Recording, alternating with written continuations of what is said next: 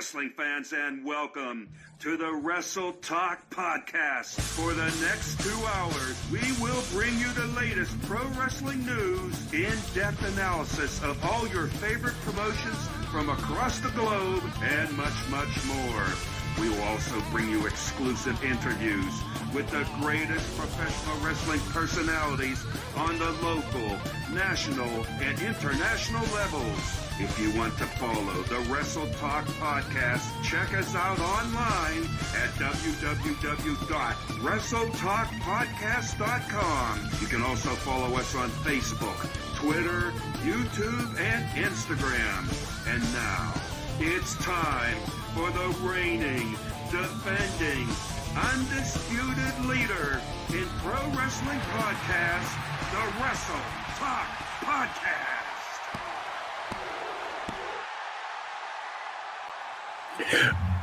Good evening, ladies and gentlemen, and welcome back to the Wrestle Talk Podcast.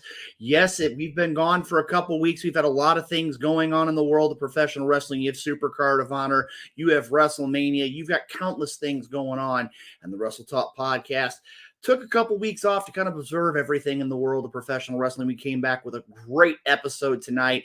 As you see the title of tonight's show, Post-Mania Hangover. It's going to be a great show right here on the program. We want to thank each and every one of you for tuning in on the Wrestle Talk Podcast. Make sure to give us those great stars, because stars equal more content, more interviews, more free stuff, you name it. Make sure to give us those stars each and every week right here on the Wrestle Talk Podcast. Also, make it a point to use the hashtag Let's Talk Wrestling and hashtag WTP to engage us here on the program. Tonight, we're going to have a great show here on the Wrestle Talk Podcast. We're going to be talking all things professional wrestling. Again, a lot of great things happening this past 2 weeks, as well as a very special episode here tonight. We're going to kind of leave it to you here for hour number 2. That means you're going to need to make it a point to be listening in. Also, a reminder, we are going to have the Snippets of Truth with Big Daddy P, and we're looking forward to hopefully having the CEO here on the program in just a few short minutes here, right here on the Wrestle Talk Podcast. At this time, I would be remiss if I didn't go ahead and bring in the man who, I have to say, for those that have tuned in and follow the Wrestle Talk Podcast, a man, a lot of people would say that he is the MVP of the WTP, but I have to say, if we were going to get a hashtag going for him, it'd have to be MVA, Most Valuable Alpha, coming through in the clutch on the WrestleMania Trivia Showdown. Luke, you're going to make me blush. Hey, that's all right. Like I said, give you an idea here, guys. If you get a chance, and again, normally I don't recommend a lot of things, but I want you to make it a point. Falls Count Everywhere podcast. Make it a point to check out the episode where myself and the Alpha took back the championship of the WrestleMania Trivia Challenge. And I got to tell you, the Alpha comes through in the clutch. There were 4 people in the Trivia Challenge. 3 of the 4 had the exact same answer, and they were all wrong. Yes. Leave it to Alpha to come through in the clutch and answer the question. Alpha, I got to tell you, it's been a couple busy weeks. How have you been doing, my friend?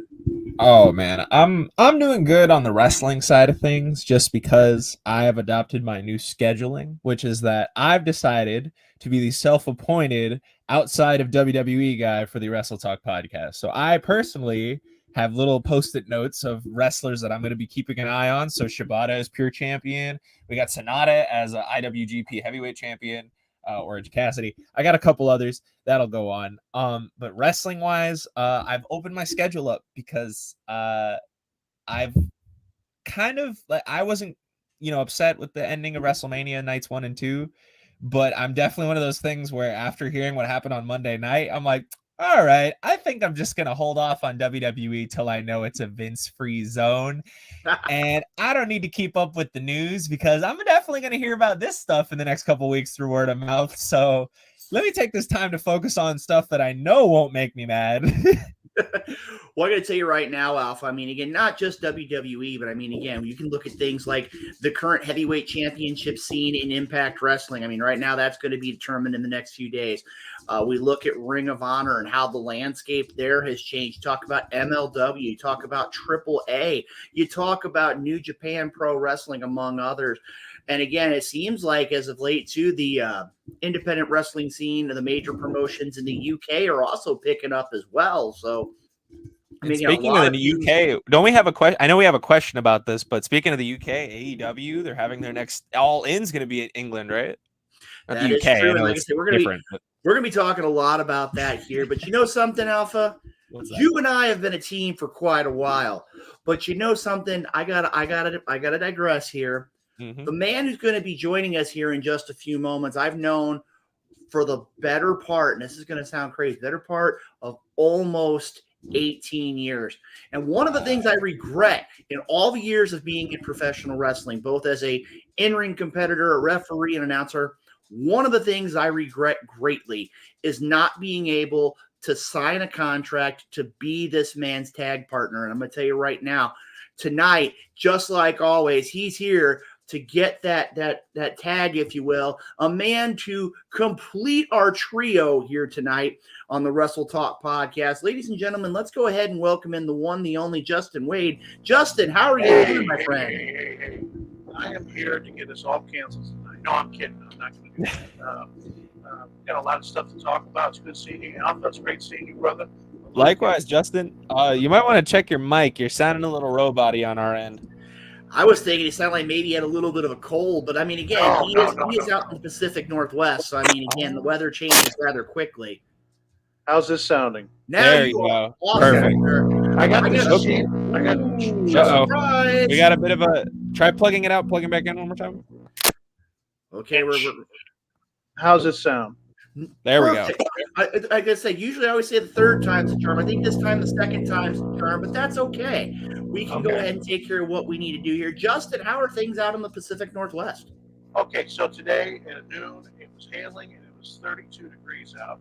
An hour later during my lunch, the sun was out and it's 65 now. So the weather here in Seattle is a little nuts right now. Am I still coming over okay? Yeah, we still got a little bit of a hum, but that's okay because, I mean, again, that's the joys of technology and being all across the globe. That's kind of one of those things that's there. And Justin, just to give you an idea, as you were talking about before, just to make you miss the greater St. Louis area, right now, as Justin's talking about, 65 degrees out in Washington. Right now, as we went live to the show, 74 degrees here in St. Louis. Absolutely wonderful here in St. Louis. Alpha, I don't know how it is where you are, but I'm going to tell you right now, it's definitely beautiful this time of year. I think spring has finally arrived here. That is, again, we're doing A-okay right now, Justin. I think everything's good to go. But, gentlemen, I got to tell you right now, we got a lot of things to talk about pro wrestling, and we kind of heard it from Alpha. Justin, in about 30 to 60 seconds, can you kind of give us your thoughts of WrestleMania and the weekend? Mania was great. WWE is bear with me, guys. Am I sounding normal now? Okay. Alpha, you're muted. I can't hear you. You're okay. No, I thought I was unmuted. My thoughts on Mania. I enjoyed the hell out of it. I'm not upset that Roman retained. I am a little worried for Cody. I think they did the Lex Luger. He's Lex Luger 2.0. If you remember in '94, he was chasing the gold against Yoko, and he didn't win it at Mania, and he kind of fell flat his rest of his tenure in the WWF. I believe that Cody. His momentum. It all started when they announced him for the damn Rumble. He should have been the surprise for the Rumble, but they had to announce it. Rumble was great. I liked night 2 a little more than I liked night 1. Seeing God bless it, Finn Balor getting 18 staples on the top of his head. No, thank you. Seeing Brock, I loved how everybody's like, oh, he's a big time face. He's never been meant to be a face in the company. He's meant to be a abusive heel son of a bitch. The modern day Vader, how Vader was in WCW. Mania was good. I liked it, but I believe WWE is fallen a little flat since Mania. Maybe it's because we were so amped up for Mania that we wore ourselves out, and now it feels just like it's fallen flat a little bit. That's my 2 cents. Well, Justin, I got to throw it out here right here, and we're going to go ahead and take care of a lot more here during the high spot segment. I don't know if I go as far as Yokozuna, Lex Luger, because we all saw what happened to Lex Luger after the whole deal with Yokozuna. He wound up being a tag partner, I believe, with the British Bulldog, which is not anything bad. No. But again, if you're going from wrestling Roman Reigns, I think a lot of people thought he was going to win the championship, and now moving into a situation with Brock Lesnar, you can't complain too much. So, but like I said, gentlemen, we got a lot to talk about pro wrestling. But before we do, let's go ahead and take just a minute and talk about not only all of our great viewers who are tuning in, and again, make it a point to share your comments here on the Wrestle Talk podcast, hashtag WTP, hashtag Let's Talk Wrestling. But also, let's go ahead and acknowledge our great sponsors, without who the Wrestle Talk podcast does not go each and every week. We want to thank Royal Mills Transportation of Kansas City, home to our great CEO, DeJuan Mills. Rathbun Engraving, home of one of those great Wrestle Talk podcast mugs for $20. If you want to get one, make sure to point message to Wrestle Talk podcast. Nobleman's Barber Lounge, Kansas City. Kincaid Arcade at the Oak Park Mall, Interstate 70 Sports Media with our good friend, the Maestro Jeremy Karp, Little Popeye Designs, the ones behind those great Wrestle Talk podcast tumblers, and the world's premier fantasy wrestling group, the FWWC. You know, gentlemen, we got a lot to talk about tonight. And again, I've kind of held it back a little bit here because in the second hour, for those that are here, and thank you, Assad, for your comments and you're welcome back. I mean, again, it's been a very busy 2 weeks here in the world of professional wrestling, and the Wrestle Talk podcast always making it a point to stay at the very tip top of things in the world of professional wrestling. But you know, gentlemen, we're going to look at right now as we take care of. I want to give a couple shouts out. I want to give a shout out to our good friend, the Night Owl. Man's been really traveling the country as of late, putting in all those miles, not just in the professional world, but as well as the Wrestle Talk podcast. I want to send a shout out to our good friend Nightmare Jones, who's still recovering from his health issues. Our good friend Hardcore Hoss, the man usually behind the scenes, making sure we all sound great each and every week. All three of them taking care of business to make sure that they get things ready to go. We'll be seeing them from time to time here in the next couple of weeks as well. Again, we want to send a shout out to them. Also want to send a personal shout out here to our good friend, Big Sexy Chris Rodell. I know he's been dealing with some personal issues as of late. Again, I know that it's kind of been wearing on him, but want to give him a shout out as well. But you know, guys, they've heard enough from us as far as all the formality. Especially from you. Let's go ahead. Thanks, Justin. Thanks a whole lot. Don't you guys miss me? You know, this whole every day, friendship- Jay Wade.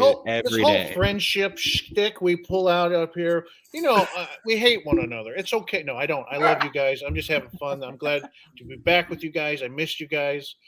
Seattle is, as I said, I'm still looking for that right piece of pizza.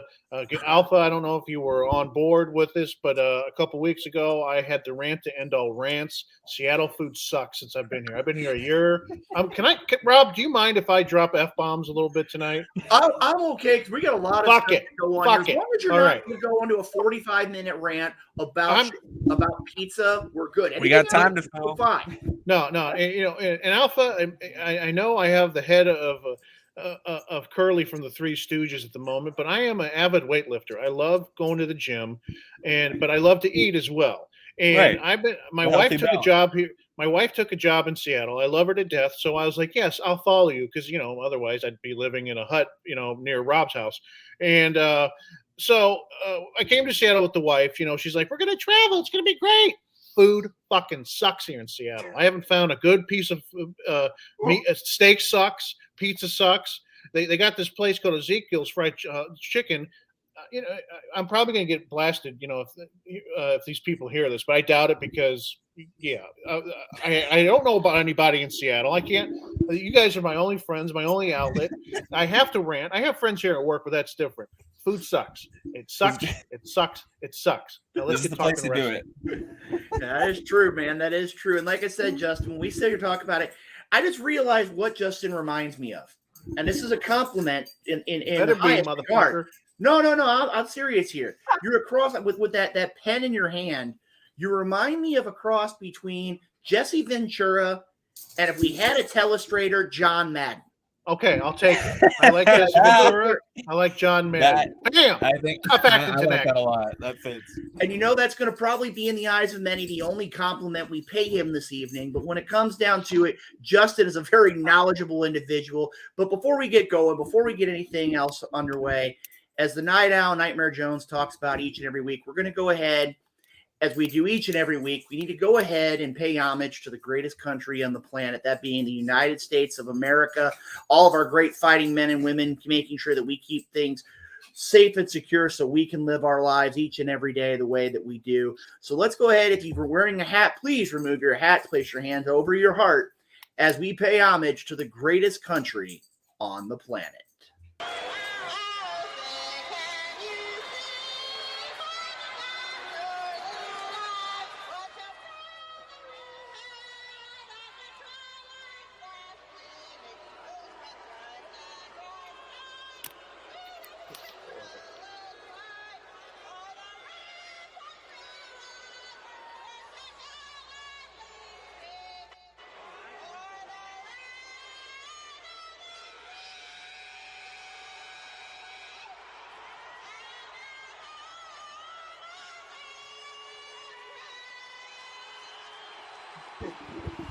All right, ladies and gentlemen, our national anthem that we play each and every week here on the Wrestle Talk podcast. And I got to tell you guys, when it comes down to it, I every week, Roseanne or Carl Lewis, I don't know which one of those always reminds me and kind of gives me that remembrance of the show.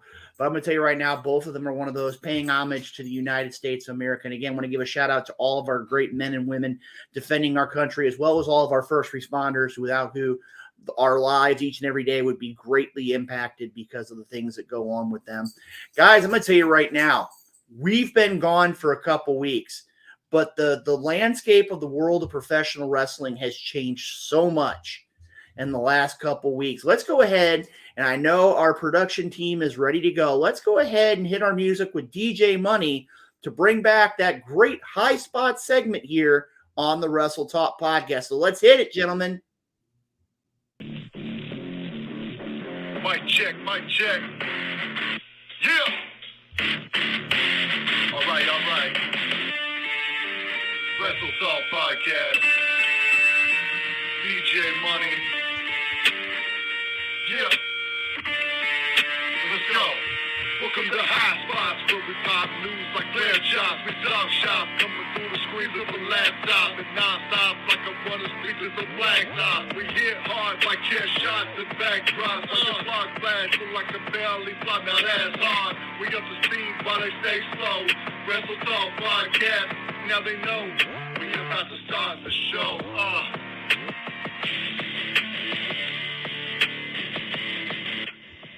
All right. Once again, if you need any great background music, introductions, posters, you name it, check out DJ Money on the Facebook and on the Twitter. He's got a lot of great things he can provide for your business or for your programming, whatever you need. DJ Money, a proud supporter of the Wrestle Talk podcast.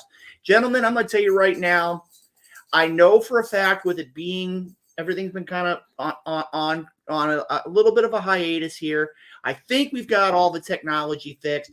Let's not do any more talking unless we're going to talk pro wrestling. Let's go ahead and hit that randomizer and get our first question for tonight's High Spot segment right up here on the screen. So let's go ahead and get it going. All right, question number one, huge issue. What are your feelings on the sale of the WWE? Many people, we've heard about this for several weeks.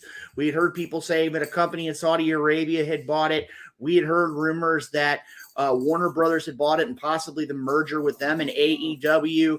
But now we're looking at it from a perspective that Endeavor Sports is the one behind the potential purchase of the WWE. And Justin, I know you, I'm going to start with you here. You've had a lot of things to say when it comes to this potential merger and making hands down the biggest sports media company in the world today. What are your thoughts about the sale of the WWE? Oh, my thoughts.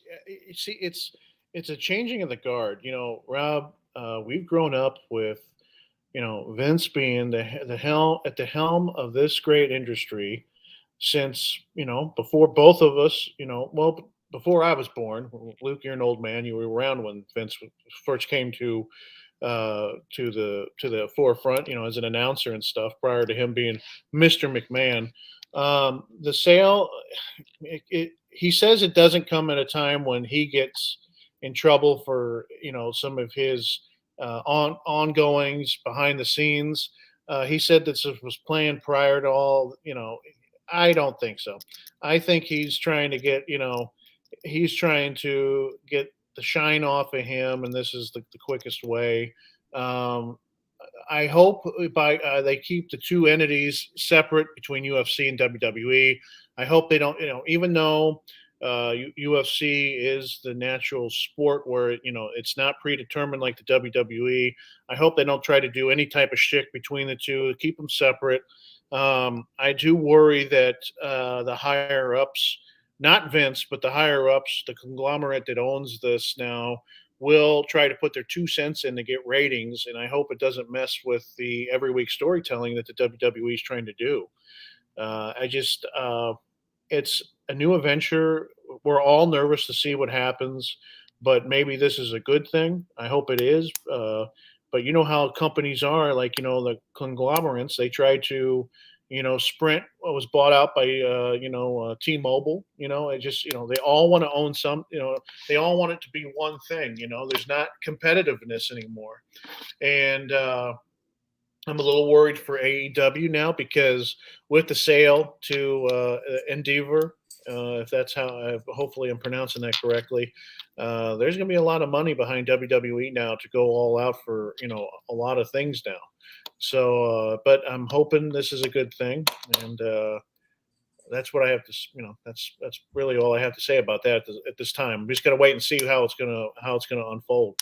And Justin, that's one of the reasons why you become such a vital part of the Wrestle Talk podcast, giving your unbiased, unfiltered opinion when it comes to the sale of the WWE, or the potential sale, we should say, of the WWE. We know it's going to take several weeks, if not several months, before the transaction is official. And Justin, it's time for your overtime thought here. Oh, I'm sorry, Gabe, and I'll let you speak.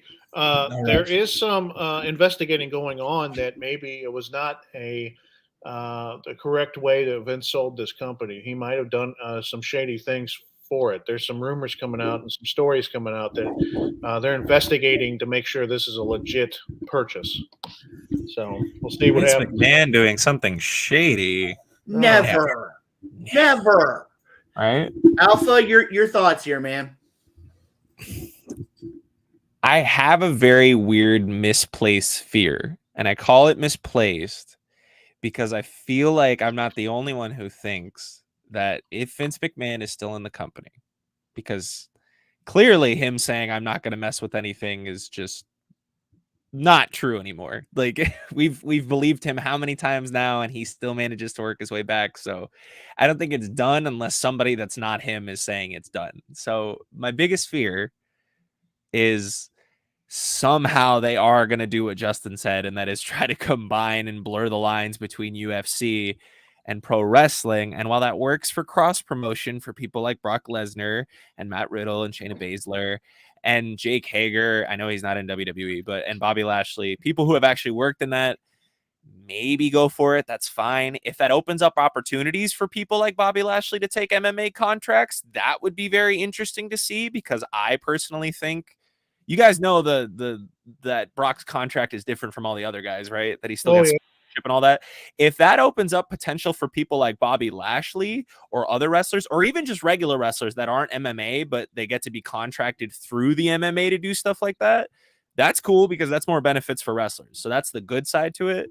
But I guess my biggest fear is that we're going to get Inokiism Part 2 somehow. And I don't know if that'll actually happen. And in case you don't know what that is, let's just say Inoki tried something like that back in NJPW and it didn't work. Well, I'm gonna chime in here, and again, one of the things that I look at, and again, this is one of those multi-billion-dollar mergers. Granted, there's going to be a large amount of money dunked into this new conglomerate. I think they said right now the net worth of the conglomerate is like $21 billion. It's one of those that's going to very much rival a Tony Khan amount of money. But from what I've been seeing here, it seems like the bulk of the interest of the company is not necessarily going to the WWE. It seems like, I mean, again, I've heard 51-49, I've heard 60-40, but a lot of it is the idea of going towards the UFC as being the prime company going forward in this conglomerate. And I mean, again, does it have the potential of kind of moving between things? Yeah, but I think I'm going to look at it from the other perspective, Justin. You're talking about the dollars being a huge benefit to WWE. I think the dollars or the change in things is going to wind up ultimately helping AEW. Because the idea where there's not going to be as much as a lot of people think, and the end result is simple. AEW is still going to hold steady. And we're going to see, it's going to come down to the idea of where they're going to have to deliver. It doesn't necessarily matter on the money. It's going to have to be, will the WWE or WWE UFC or Endeavor Sports or whatever they're going to call themselves go in that avenue. I mean, again, in a prime example here, some people can make the comparison would be when Impact Wrestling was bought by Anthem. Now, it wasn't a large amount of money, but when it comes down to it, I mean, Impact at one point had Panda Energy, and Panda Energy had a large amount of money behind them. And now, as we're going to see here, it really hasn't been beneficial. Yeah, but I'm going to real quick on that. Impact has been putting out some real quality stuff as of late with Josh Alexander, even though he's on the shelf at the moment. And I hope he gets a speedy recovery, because I believe he was one of the most tough son of a bitch world champions to come out in a long, long time. And, let's hope that he comes back stronger than ever. The content they've had in the last couple of years, in my utter opinion, was better than when you had the likes of Kurt Angle. I love Kurt Angle and Sting, but the content they have now is way better than when they had Jarrett, Angle, Nash. Unfortunately, they weren't putting the importance on AJ and Samoa Joe and Christopher Daniels. They were trying to compete with the WWE with these WCW, WWE guys, and all it got was it felt like there was a lot of me, and no team playing with all this stuff. Mm-hmm. So they're putting better content out now than I do believe they put out, 10, 15 years ago. That's my opinion, but it's, my opinion. And Justin, as you brought it up there too, is the idea of where longest reigning champion in the history of the promotion. I believe it was 348 days. If he would have made it to the end of the month, and I think he was scheduled to wrestle Steve Macklin, that would have been a year reign. And I mean, again, when you're looking at it from an independent level or a non-WWE level, about the only one that really has hit those kind of numbers that I've got two. One is Samoa Joe back in Ring of Honor. Yeah. And the other one would be Jacob Fatu in MLW. And I mean, again, when you start getting those kinds of numbers, especially with Impact, which is a Thursday night show, it's not and some wouldn't consider it the best of prime spots.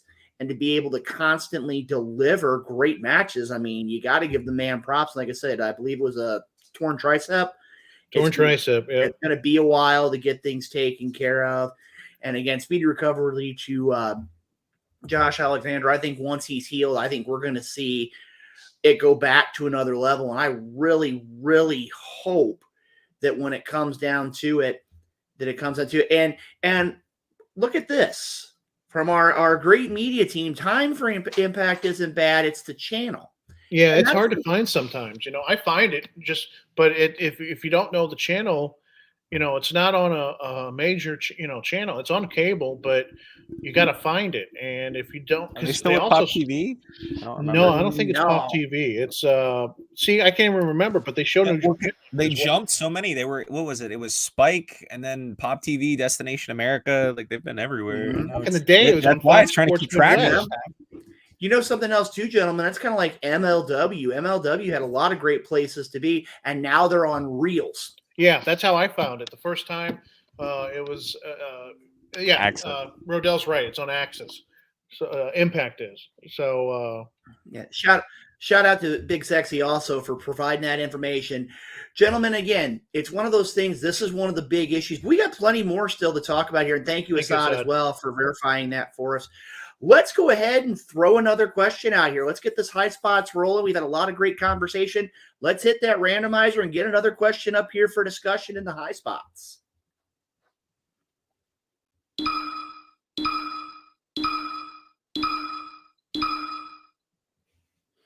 Our next question is, are you disappointed in the ending of WrestleMania?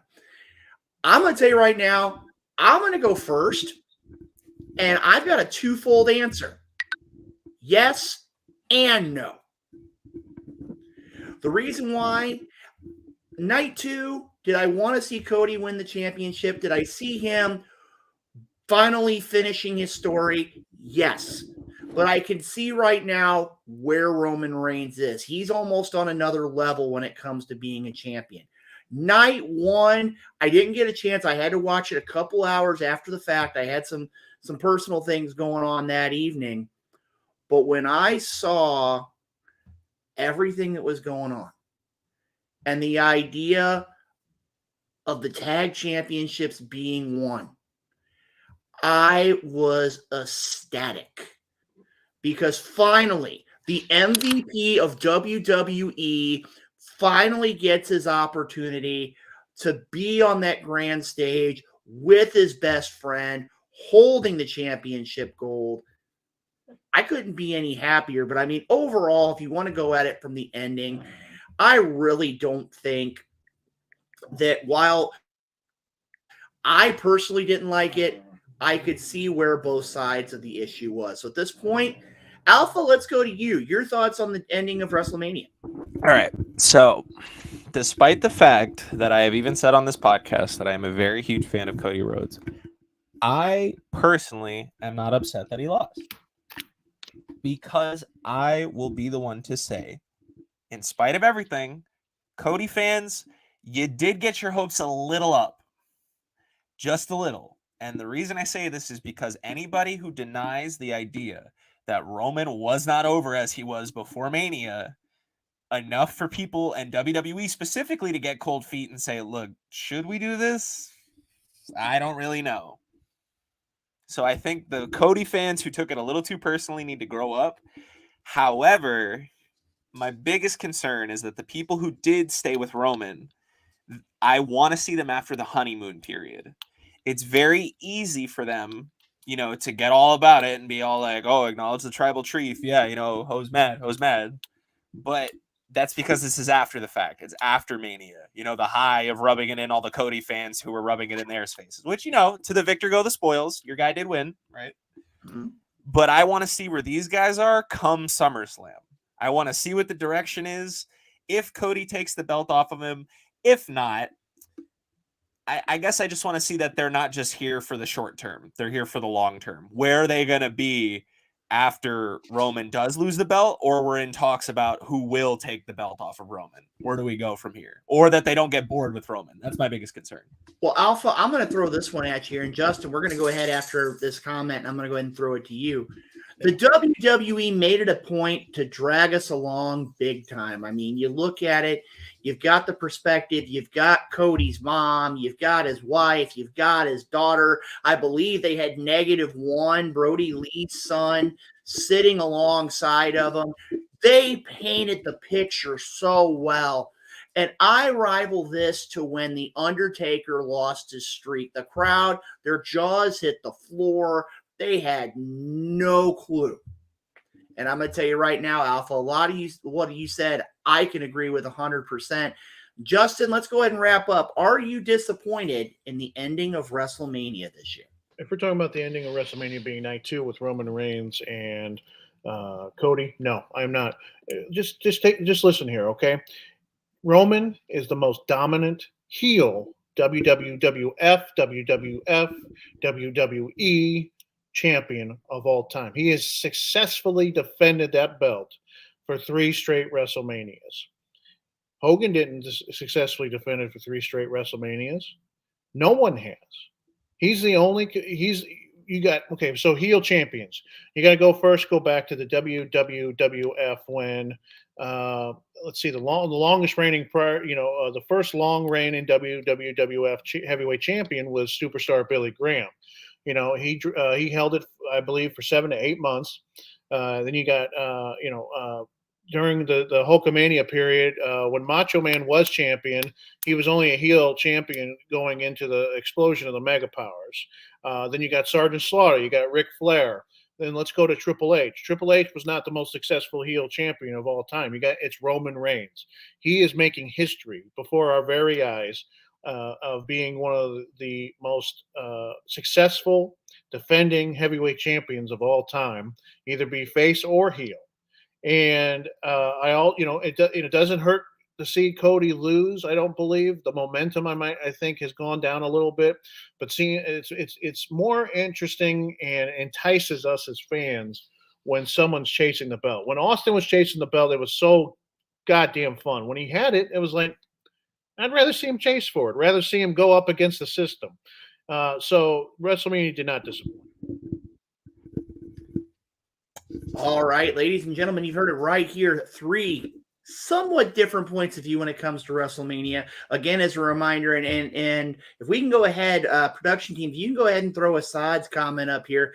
I do remember seeing something about this, and Alpha, I'm going to let you read this because this strikes me as something that I very easily could see you catching. I mean, again, you follow all sorts of pro wrestling. Can you share Assad's comment for those that are reading it live? I can share this comment because I actually saw the footage of this guy. I think he went viral on TikTok in the wrestling community. So congratulations, buddy. You've made it on the Wrestle Talk podcast, to those of you who listen to it. But there was a gentleman who I believe was a Cody fan during the closing spots of the match, and it's him collectively losing his shit as he proceeds to just was he thumping it against the ground, or was he trying to pull it up or something? I couldn't tell. He's trying to destroy his seat, folks, excuse me. And he's cussing like a sailor as loud as he can until the fireworks go off. And guys, like, to pull the curtain back a bit, it's a show. Like, I know shows have the potential to make people mad, but grow up, please. We're adults. If you have enough money to be able to purchase a ticket at WrestleMania, I think you can attribute to the wrestling fan code of conduct, which is acting like an adult when your favorite wrestler loses. Well, I agree on that. Well, Justin, I want to throw this. I think you were there with me, and this is not necessarily a WWE thing. I think Justin was there this night. I enjoy pro wrestling, but I also enjoy mixed martial arts. And I remember sitting watching the night that Brock Lesnar won the UFC championship. And I believe Justin was there, but also a good friend of mine, Adam Rawl, was there as well. And I remember sitting, and hopefully it'll get us a sponsorship down the road, but I was at a local restaurant that has a large variety of wings, and they happen to take their name after a town in New York. Okay, it's a stretch, but bear with me. And I saw a guy literally pick up his bar stool, one of those high back bar stools, and try to throw it at the TV when Brock Lesnar won the UFC championship. And like I said, I don't see this here, but I mean, again, I've seen fans get that irate. Justin, your thoughts? Okay, last night I was watching the Dusty Rhodes documentary on A&E. Fans back in the day that didn't have the wool pulled over their eyes yet, they thought this stuff was as real as can be. They would try to, like, when they went to go break Dusty's leg in the cage, the Andersons, Ole and Arn, were at the top of the cage fighting fans off.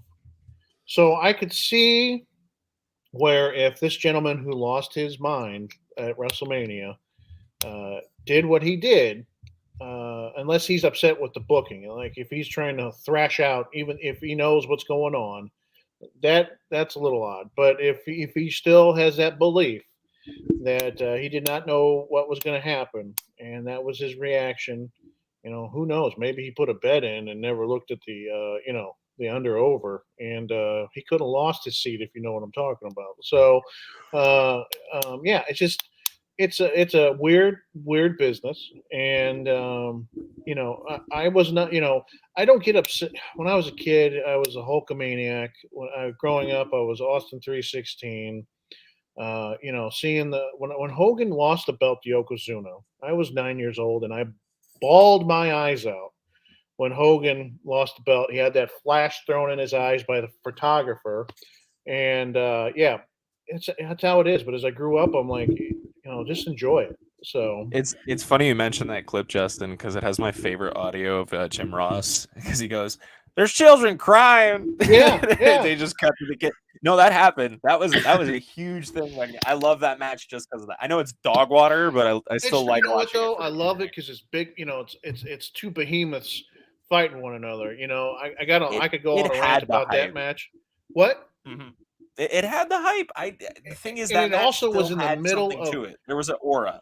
It was in the middle of a King of the Ring pay-per-view, which I believe to this day is one of the greatest King of the Ring tournaments of all time, with Bret Hart winning his 3 matches with Bigelow, Hennig, and Ramon Scott Hall. Would remember.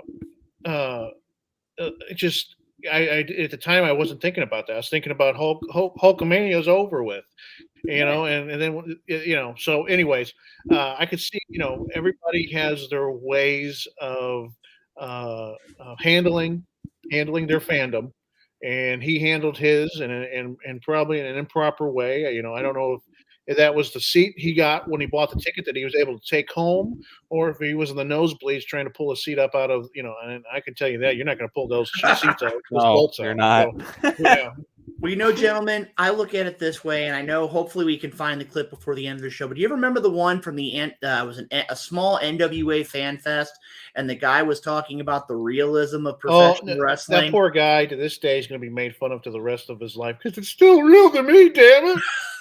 Well, I got to tell you right now, but we quote him though. That shows that people can have a genuine interest in professional wrestling. And I think even though fans may not have been happy, WrestleMania did not disappoint. Now, guys, we've got time here just to let you know Big Daddy P is going to be joining us for the Snippets of Truth here in just a few minutes. I think we're going to have enough time for at least one more question. And thus far, I'm happy. We've got 2 questions in a row, and the randomizer has not gone on the fritz. Let's keep our fingers crossed. We can go 3 for 3 and have an entire high spot segment where the randomizer works. One more time, hit the randomizer.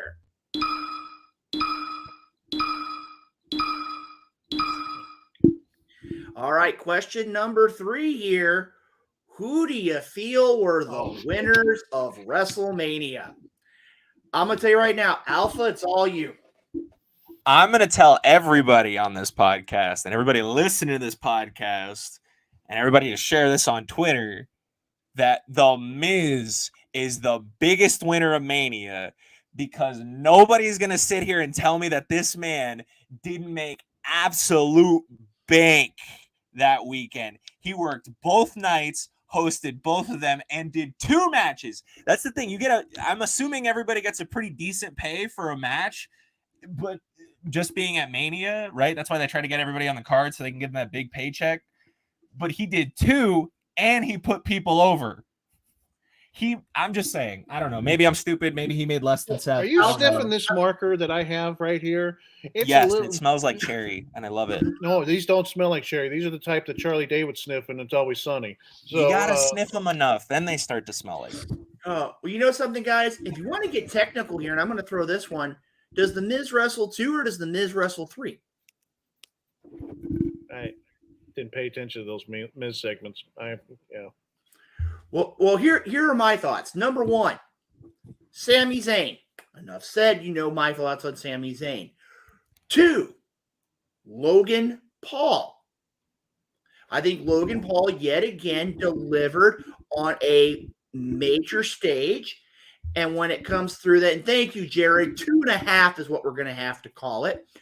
Another one I think wins, and you're going to totally think this out there, is Snoop Dogg. Going out there, from what we've heard, no warning, no nothing. I do have some unsettling news when you said no warning. As soon as the accident occurred to the person who shouldn't even have been on the motherfucking card, Shane McMahon, there's a cameraman on the opposite side of the ring motioning to Snoop Dogg, saying, "Go in," and he's saying, "Do that." He's showing him to start pummeling Miz. So he was notified of the impromptu battle. He just didn't do it on his own. He was notified to do it.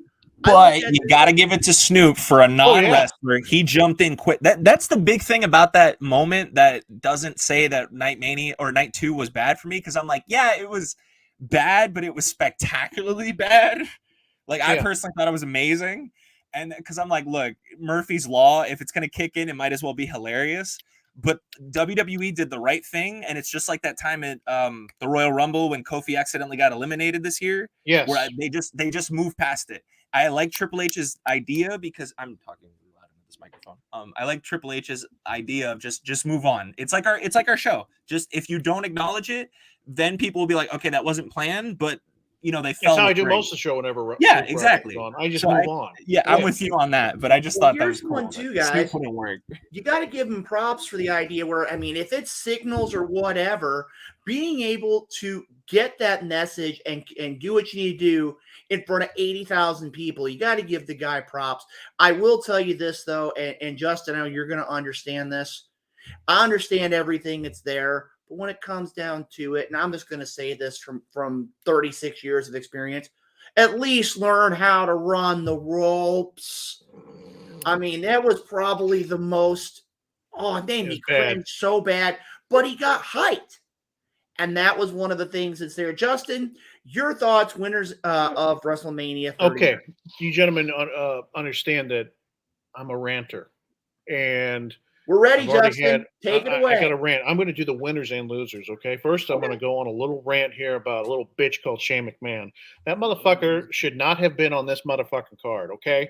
Poor Bobby Lashley was regulated because somehow Bray Wyatt got his panties in a bind and couldn't compete at Mania. Let me tell you something. Back in the goddamn day, if you had your arm hanging off from a gunshot wound, you would compete on Mania. Okay, I don't care. I know it's today's day and age. You gotta be careful. I don't know what Bray, but I don't know what they're doing with Bray. I would have done everything possible to been on that card. Okay, poor Bobby was regulated to the Andre the Giant Battle Royal, and that was his gift. He won, and then on night 2 he gets to come off. Yeah, thank you, Big Sexy. He gets to come out and parade his trophy like a jackass. It made him look bad. Okay, poor Bobby Lashley. The man is what's his nickname? Dominate. Damian Priest? I don't know. Anyway, whatever his name is. Okay, so Shane comes out, and I thought after his little Royal Rumble debacle back in St. Louis last year that they wouldn't have him. I thought he was gone for good, but I guess because he made Daddy feel bad, they threw him back on the show. I was so pissed off to see him get a spot over Bobby. Okay, and then let's see, I'm losing my mind here. I can't even think straight. I'll go to the winners. Okay, the winners were all the fans when they got to see the triple threat of Gunther, Drew McIntyre, and Sheamus. I agree 100%. I was thinking the same thing. The losers were the fans as well because the match wasn't long enough.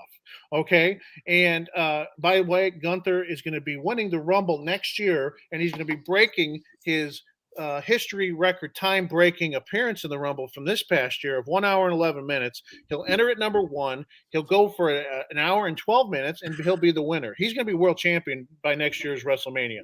I'm saying it now. And if I'm wrong, call me out on it. I don't give a damn. Okay, Justin, I want to throw this one at you. You said 72 minutes. Here's my question. No, I didn't say 72 minutes. Open those ears. I said an hour and 11 minutes. Oh, okay. Added up. Hold on, 72 minutes. Okay. Because I can do the math. Here's the question. Do you go ahead and give him the extra 5 to 6 minutes and have him break Daniel Bryan's record for the greatest Royal Rumble and be at 77? I don't count that. I don't count that as a history Royal Rumble, okay? And it's a 30-man battle Royal Rumble. That's what I count. The official one that comes every motherfucking January, not the one that the Saudis asked to have, okay? What about the 40-man? The 40-man. I don't count that one either. I don't count that one because Alberto Del Rio won it, and he's an oddball to begin with, okay? So I don't count that one. Okay, continue, Justin. All right, winners. This is just the Jay Wade rant show. I'm here to listen now. No, I'm not ranting. I don't want to take anybody's time.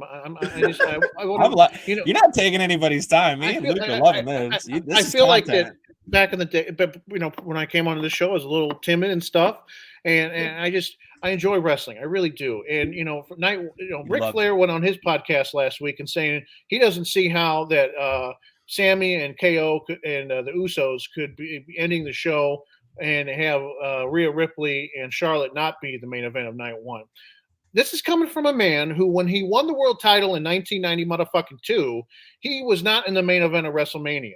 He was in the middle of the card with Randy Savage. Hogan and Sid were the main event of that WrestleMania. I think he's drinking. I know he loves his daughter, but they didn't build that match up like a main event like they did with the Usos, KO, and Sammy. There was storybook. That was Oscar-winning performances by those four, and that's why they were in the main event of motherfucking night one, and that's why they were the winners of that night. Go ahead, Gabe. I wanted to just say too, just because this is something I like to rant about.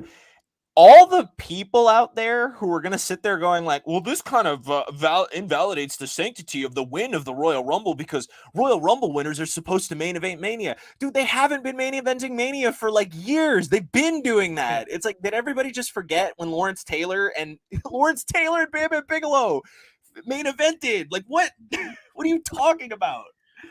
Hey, I want to throw my 2 cents in here. Drew plus Sheamus plus Gunther. I spent probably 20 minutes cringing just because, these three just let it go. And I'll say this, and this is kind of pushing the curtain back a little bit. It reminded me, and a lot of people don't know this, many, many years ago, Justin and I actually competed in a match inside the ring. And it was one of those, we both love that amateur wrestling that catch as catch can. But the two of us went out there and we knew what was going on. And these men delivered for 25 minutes? Oh. To me, and I'm going to go back with Justin here, to me, that was Mania. Justin? Yes, it was. They should have main evented night. They could have main evented night one or night two. I did enjoy the main event, Roman and Cody. But man, the fans just they won. They won from both nights. If you got to go to both shows, this was a very good Mania this year. And it just, I was looking back. I kind of wish they didn't split it up. I know how they, they're drawing the money out. They're making a lot of money drawing it out 2 nights. But I was looking back at WrestleMania 5. I brought that up a little earlier when the Mega Powers exploded. They had it at Trump Plaza back in '89, and they had 15 goddamn matches on that card. So it's about the same amount when you split it up for 2 nights. But Mania's come a long way from the Trump Plaza. Now they're in football stadiums and having 80,000 plus fans attend, and the fans were the real winners of this show. It's not the workers. They put on a show for these fans, and the fans were the real winners. Shane McMahon can bite me. Miz can bite me. I'm going to end this rant here real quick. Ric Flair, I love him, but a lot of times I think he needs to be reeled in. He was saying people were texting him saying, how can Charlotte and Rhea Ripley not be main eventing? They didn't build that match up like a main event. I'm sorry. They had segments in there. Go ahead, Gabe. No. I just wanted to say that I agree just because, and that's the thing. I'm the biggest defender of that match too, because that match over-delivered. I think they did fantastic. Yes. Because I think the narrative works better for Rhea and Charlotte because it is a good narrative. But the problem is it doesn't have as much weight. The casual audience are the people who are watching Sammy and Kevin. So and that's the thing, Mania was the most bought because that's when people were chiming in. I love Charlotte and Rhea, and I admit, could it have been the main event? Yes, it absolutely could have. Should it have been the main event? No, because Charlotte and Rhea needed research. As much as I love how well that match was founded and it was based off of it, it's for wrestling nerds like me who know that Rhea got shafted like 3 years ago and has continued to be shafted by Charlotte. So it's very vindicating for her. But Lil Timmy 6-year-old who's watching Sammy Uso on TV every main event because, that's the cool part that everybody's watching leading into Mania. That's where your money's at. I'm sorry. Yeah. Like, I know people want to say that it wasn't, but also it works in favor of night 2 because now you get the narrative of, well, Roman's cousins lost, so now he's got the weight of, well, I'm the only I'm the only member here that has a belt still, so I gotta go to work. guys, I have just one more epic rant, and then I'm done for this segment. Okay. Go on. Okay. All right. So with Charlotte and Rhea Ripley, they had a phenomenal match, but Rick is upset because they didn't main event night one. There is 3 matches that could have main event female wise that could have main evented night one, and they all do include Charlotte. First one, Charlotte versus Ronda Rousey at Survivor Series. They tore the house down. No one thought it was going to happen, but they beat the holy hell out of one another. Second, Charlotte versus Sasha, Hell in a Cell. They tore the house down with that match. And thirdly, it was from a couple WrestleManias years ago, Charlotte against Asuka. Asuka had the undefeated streak going into Mania, and she went down to Charlotte. Those 3 matches right there, those could have main evented night one. Just the build for Charlotte and Rhea was not to what I expect to be a main event match at Mania. And my second part of the rant was the winners were still the fans from from the Roman Cody match. Now hear me out. You did have the Usos come in and try to help Roman win. Even though they lost the night before, they still are part of the family. They come in. They couldn't get the job done. I could see Roman throwing that in their faces down the line, where he could say, "Hey, you guys weren't the reason why I was able to keep the belt." 2 or 3, whatever. Solo Sikoa was the main reason why Roman kept the belt, and I could see. Now, hear me out. I can see down the line a face turn for Roman with Solo kicking out Roman of the Bloodline and saying him and the Usos run somewhere down the line, because I don't think they're going to keep Brock and Roman as heels together. They got to split. They're going to have to do a turn because down the line Brock's going to want to go for the belt again, and seeing him go up against Roman heel versus heel is not going to work. They're going to have to turn Roman before they have those 2 face off again, and I do believe it's going to happen down the line because Brock's back as a heel. I think they're going to want to do some major stuff with him. That's my 2 cents for the moment. So, well, I'm going to tell you right now, gentlemen, we've got just a couple minutes before we have the snippets of truth with Big Daddy P. I want to go ahead. I'm not necessarily going to throw this out here as a high spots question, and we'll come back to talking about the losers of WrestleMania here in just a few moments.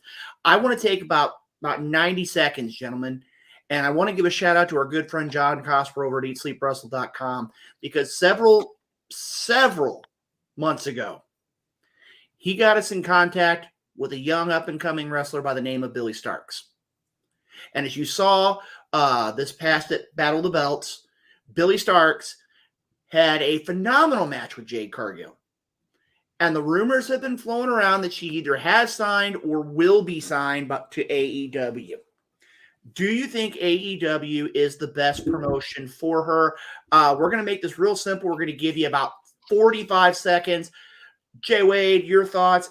Billy Starks, AEW, is that the right promotion for her? At the moment, yes.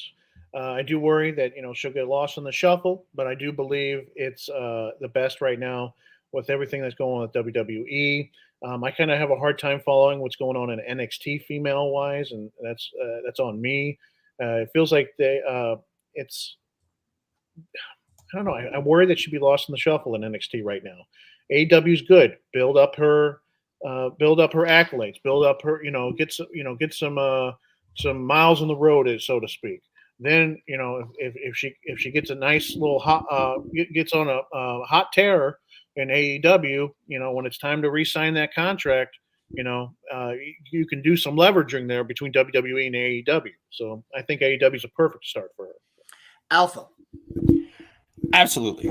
I'm very happy that they get the opportunity in AEW, and I think it could work. I know a lot of wrestling fans like to knock AEW dark, but people need to understand, even if it is a dark match, not many people have experience working on TV like that. Like, a lot of people are independent shows that are filmed in front of people. I'm not saying she is, obviously, but I don't know. But this is an opportunity for wrestlers. I mean, she could get, Justin brings up a fair point in that she could get lost in the shuffle, but sometimes for people, it might just be getting the experience. I mean, yes, they want to make a name for themselves, and I want them to, but I'm not sure that like I can't really actually. Chris just brought up a really good point. Putting her in ROH, that could be something. And what's good is that AEW has ROH, so that's an opportunity for her. But there's more I can tell you options in right now, AEW. thanks, Chris, for stealing my thunder. That was my thought exactly. Send her to ROH. Give her the occasional opportunity to be on Dark. Give her the chance to be on Elevation. Let her be another one of those pillars of AEW. Let her be one of those that can develop in AEW and in ROH. And then, like you said, Justin, yeah, go ahead, Gabe. Let her surprise us. Mm-hmm. Well, I can tell you right now, I think she surprised the world. I mean, she's not, I mean, again, you look at it this way, outstanding mind, not just for the wrestling business, but outside of the wrestling business, already been to Japan. The sky is the limit for Billy Starks. And again, I want to give a shout out to her great match at Battle of the Belts and a shout out to John Cosper. But you know what, guys? I do have one more bit of insight here. And I want to go ahead and introduce him, but I want to make sure we get this question asked to him because I know he listens to the program very regularly. Ladies and gentlemen, it's now time for the one and the only. Look at that intro music for Big Daddy P. Was the truth.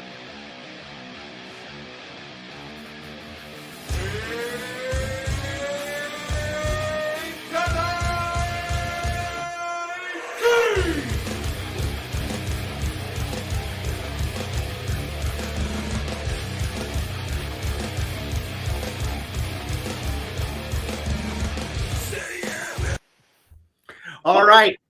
That was a little bit surprising there. Daddy P, welcome to the program. I know it's been a couple weeks. First of all, how you been doing? Good, man. I got through WrestleMania. I've been following your social media, man. You've been hopping all over the place the last few days. It's been busy, man. It's been good. I can't complain. I just turned 53 yesterday. Well, happy birthday, buddy. Thank He you. doesn't look a day over 25. No, listen, I got hair. It's dark. I mean, I can't really complain at 53 years old. Shoot. You don't look 50. You know, it's just crazy. You know, my favorite movie is Ghostbusters, and Bill Murray was 33 in that movie in '84, and he looked like a truck hit him. And you know, we've aged better. I think as society goes on, we're aging better. You look good. You don't look like you're in your 50s.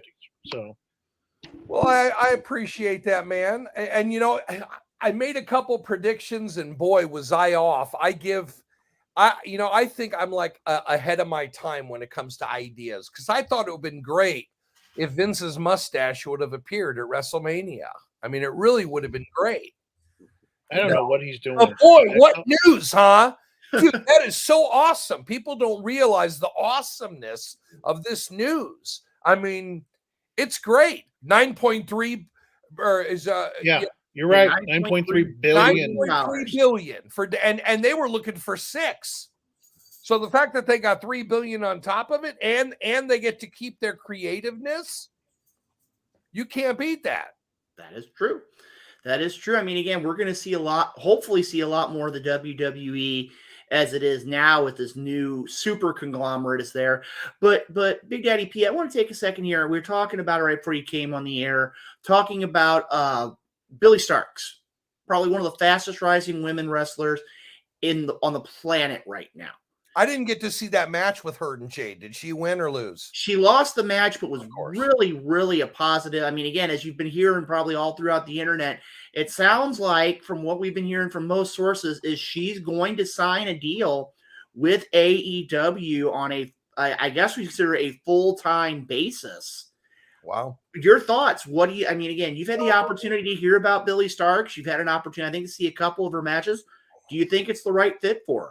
Yeah, I think so. I think we're so blessed to have the talent that we do when it comes to professional wrestling, including on Impact and even on the man. It seemed like for a while there we were going to get stuck with a bunch of trampoline jumpers, and fortunately that's not the case. NWA has got 2 girls coming up, both part of the of the independent scene, both blonde, they're sisters. Kenzie and her sister Kylie, they're both coming up. I'm telling you, we got a good future ahead of us, guys. And I mean, I'm watching NXT right now, and you've got Tiffany Stratton and that Soul, what the heck's her name? Soul Surfer. Soul Ruka? So yeah, Soul, I want to call her Soul Surfer. Both very physically attractive, both in great shape.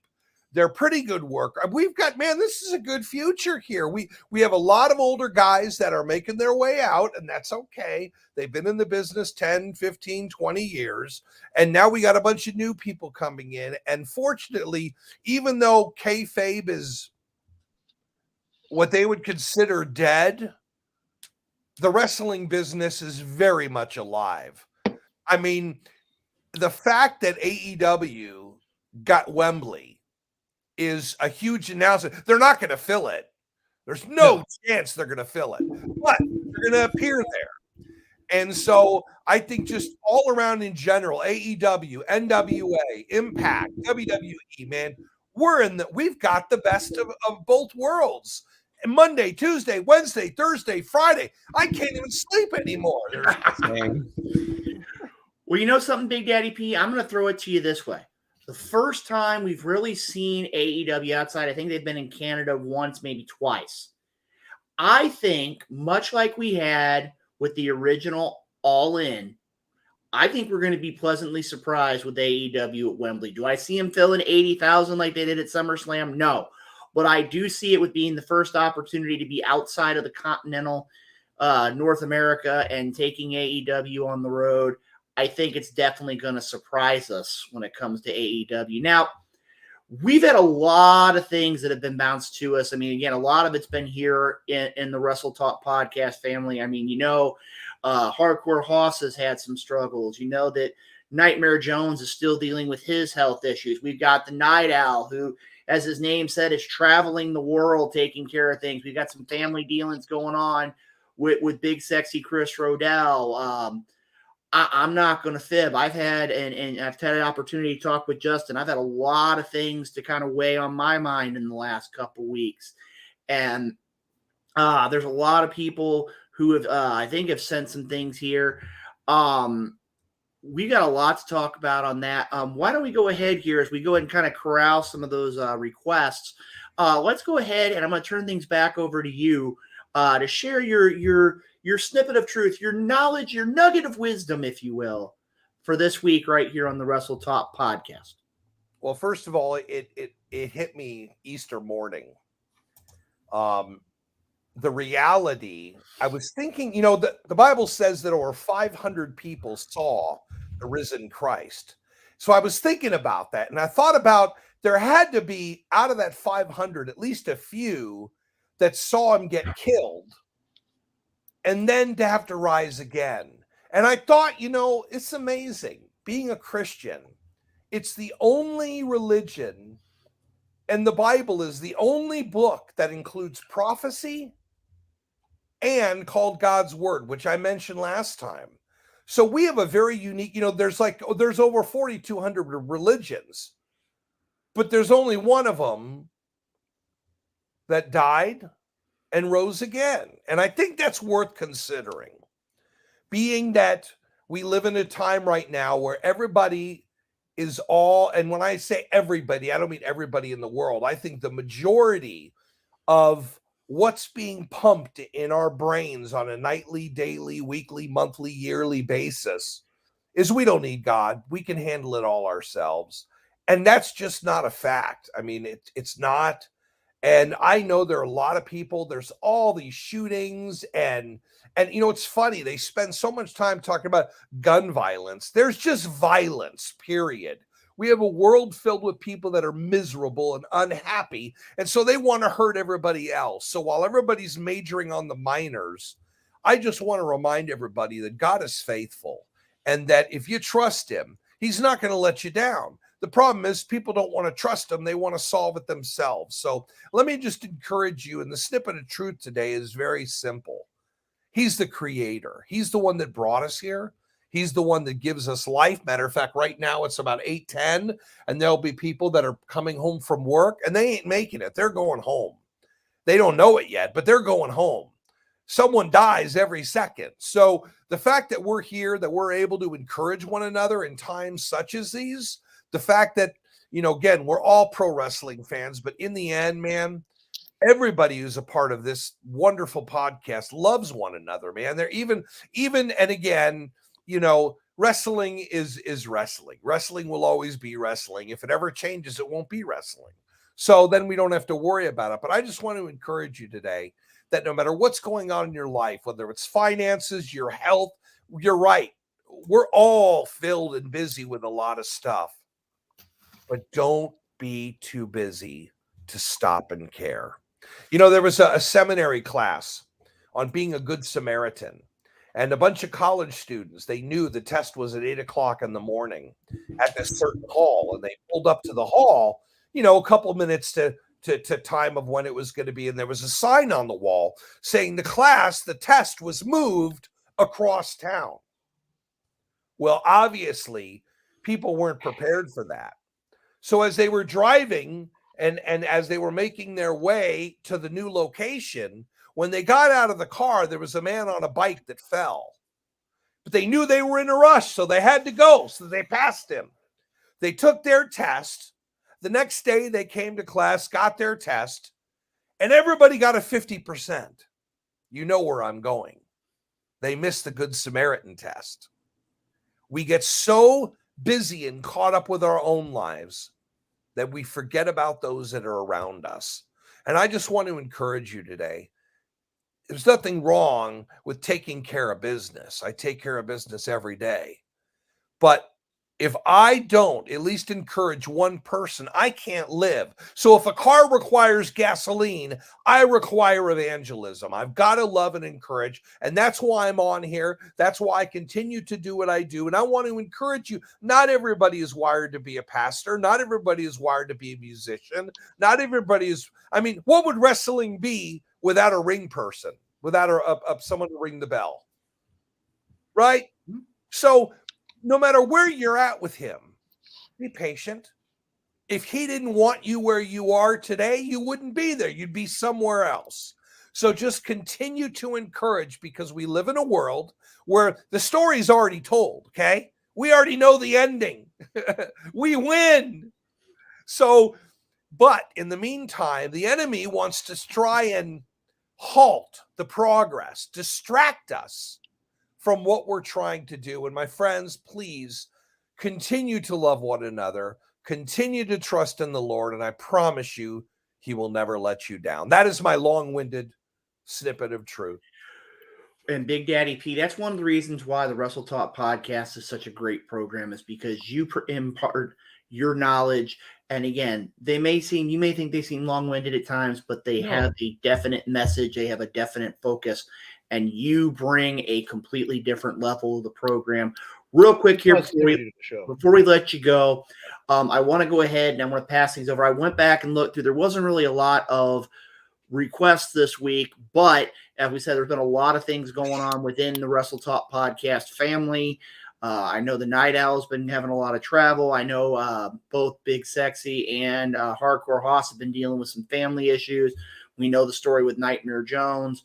There's a lot of things going on. So I'm just going to go ahead and throw things to you here real quick to wrap up the segment here tonight. Again, the Wrestle Talk podcast family's been gone for a couple weeks due to all these things going on and being able to I figured every Tuesday, man, it's always on my list, right? And I'm like, so instead of, I got a brand new shirt for my birthday. Oh my goodness, I can't believe this is so important. Okay. In the Bible, the story where Jesus is in the boat and he's sleeping. And there's storms everywhere. And they're wondering, why is he sleeping? Doesn't he know we're going to perish? Guess what? If the Lord can take a nap, so can I. We must rest with all the storms going around us.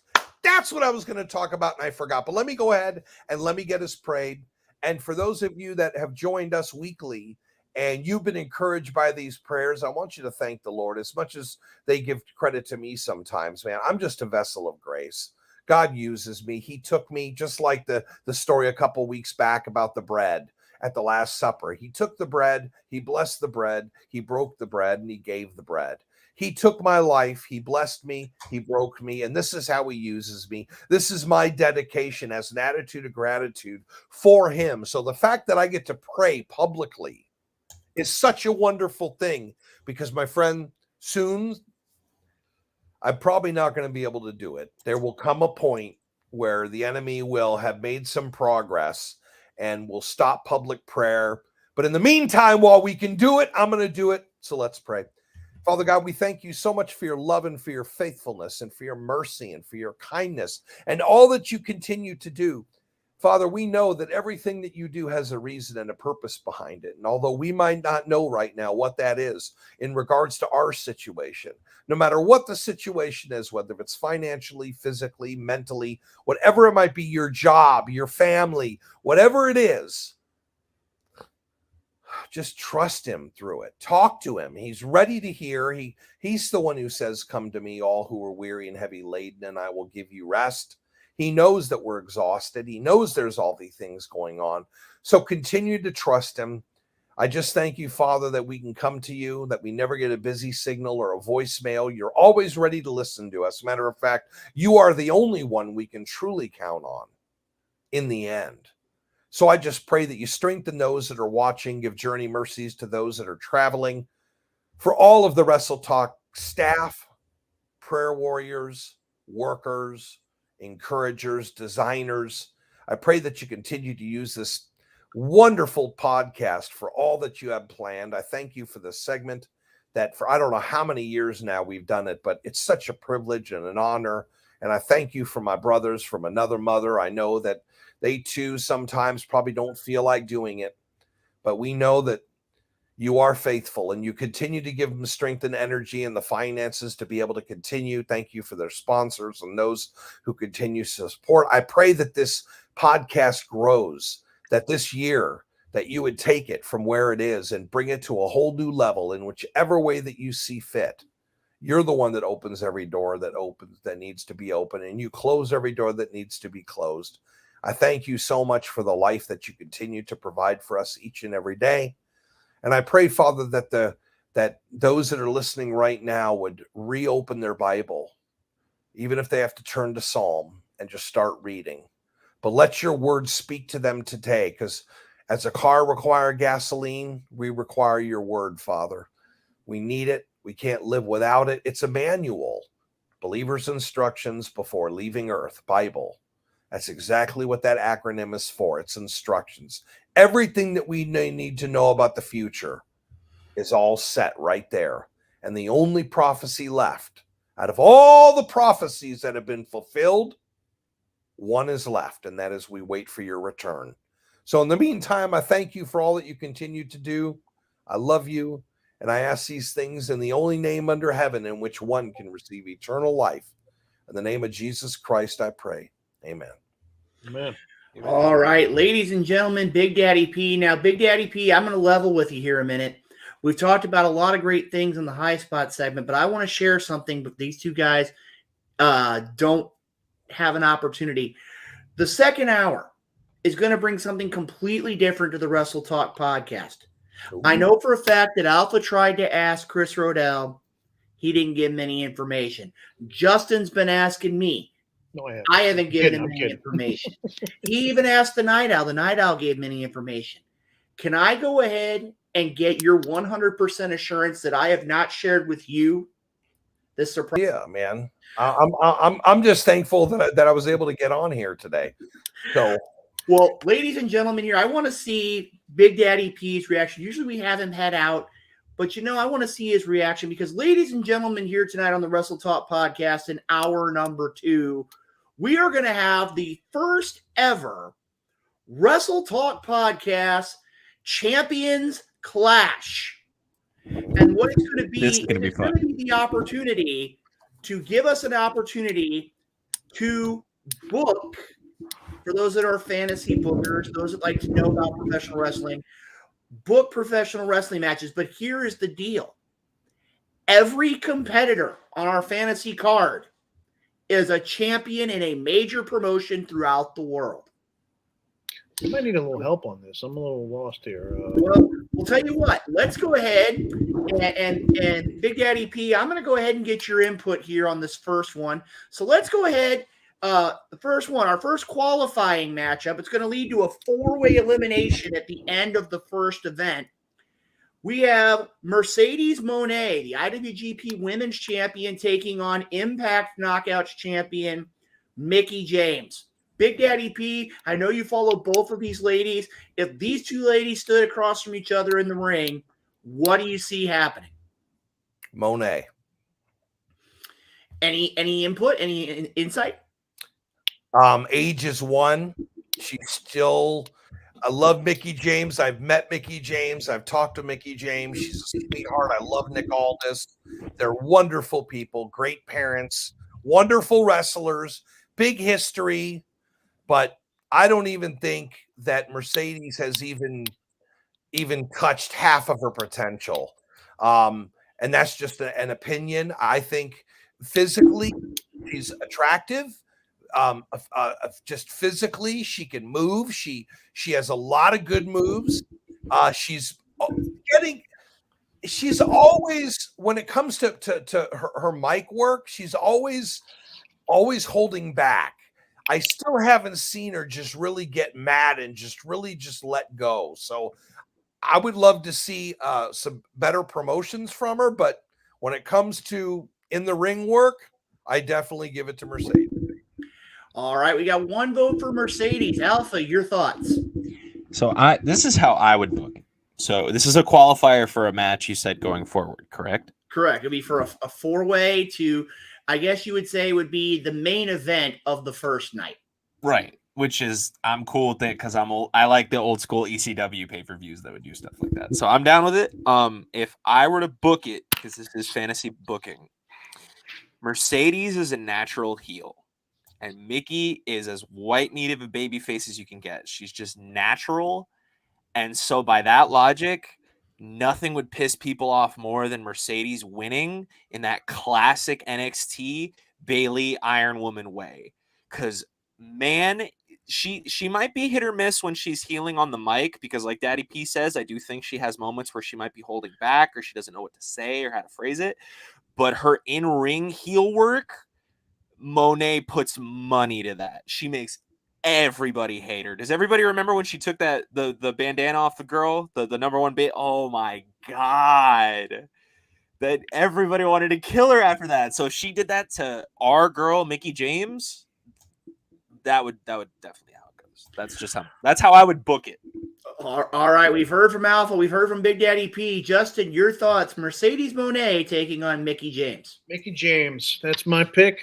Mickie has been going through Impact's female division and answering every challenge. She beat Jordan Gracie for the belt. Moné, I appreciate her talent. She had I liked her when she had her run with Charlotte back in the day, especially that Hell in a Cell bout. But she took some time off when she left the WWE to go to New Japan. So I'm going to say, it comes down to it, Mickie James, because she's got the experience. She's the veteran. She's going to come out on top. She's going to she's going to pull the fast one and get the victory over Moné. Well, I'm going to tell you right now here, the way this is set up here is it's going to always be the best out of 3. So we're going to go ahead and let the decision stand that Mercedes Moné will move on to the 4-way elimination match. But I agree a lot with what Justin would say in this case. In the idea, I think the experience, the big match atmosphere, the continual big match atmosphere, I think Mickie James ekes by Mercedes Moné.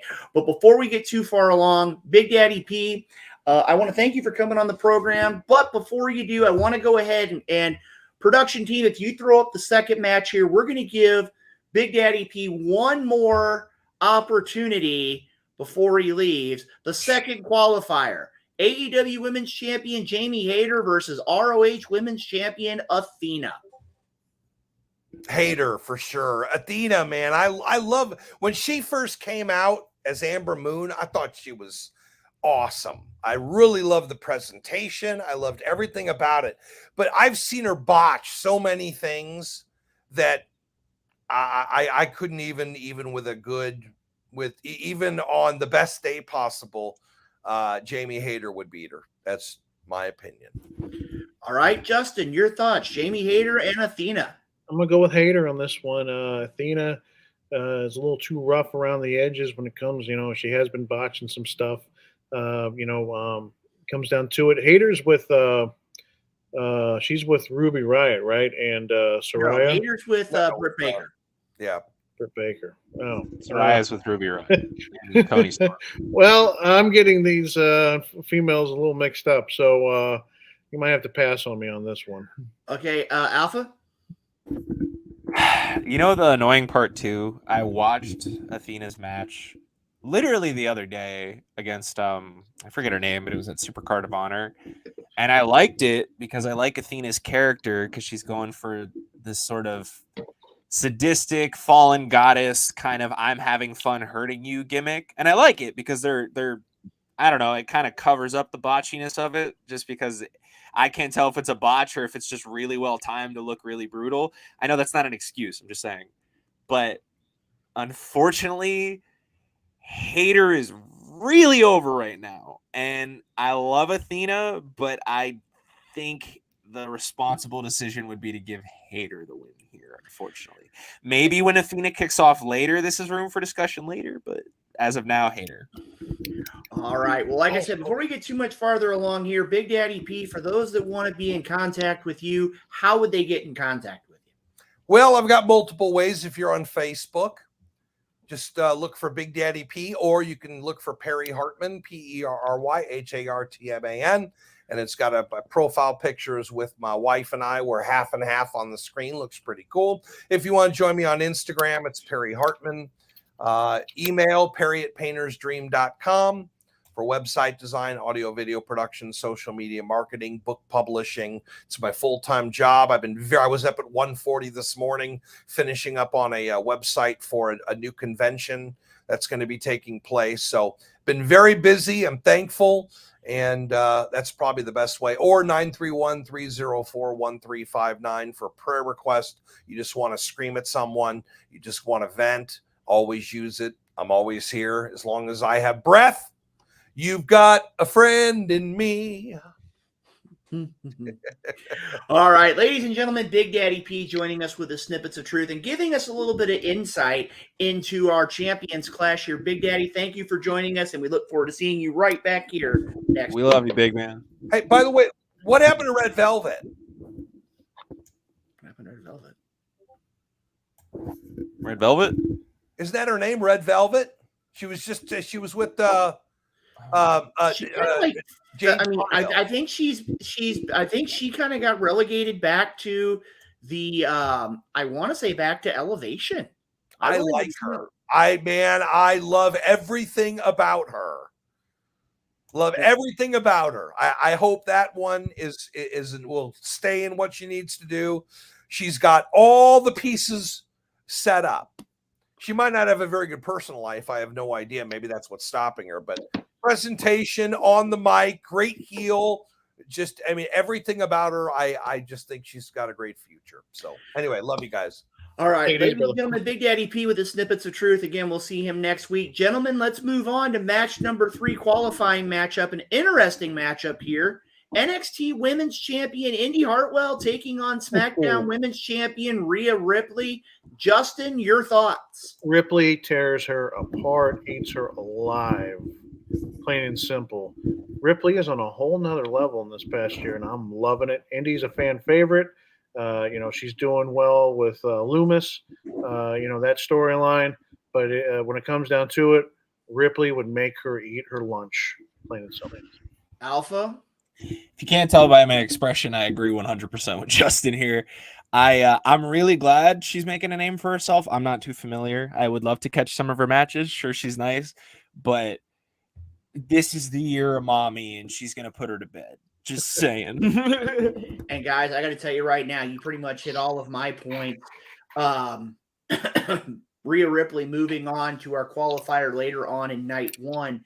The last matchup, one that when I talked with the media team that did not share information with you prior to the show, this one is going to be one a lot of people are going to have some discussion about. And let's go ahead and throw up your final first round qualifying match. AEW TBS champion Jade Cargill versus Raw Women's Champion Bianca Belair. And I'm going to tell you right now, me personally, I'm going to go based on what we have here.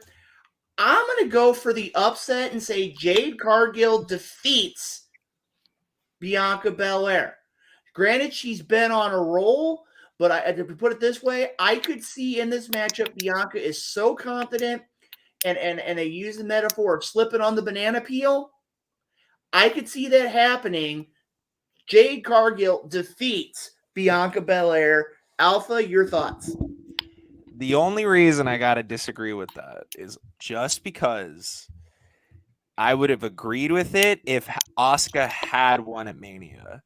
I still question whether they should have made her, but that would have sold Bianca's descent. That's this. I guess this is I'm working backwards here. I wanted Asuka to beat Bianca so that you could rerun the program where Bianca needs a new edge and can change herself because she is good. She's doing good with the white meat baby face thing, but she's kind of plateauing now.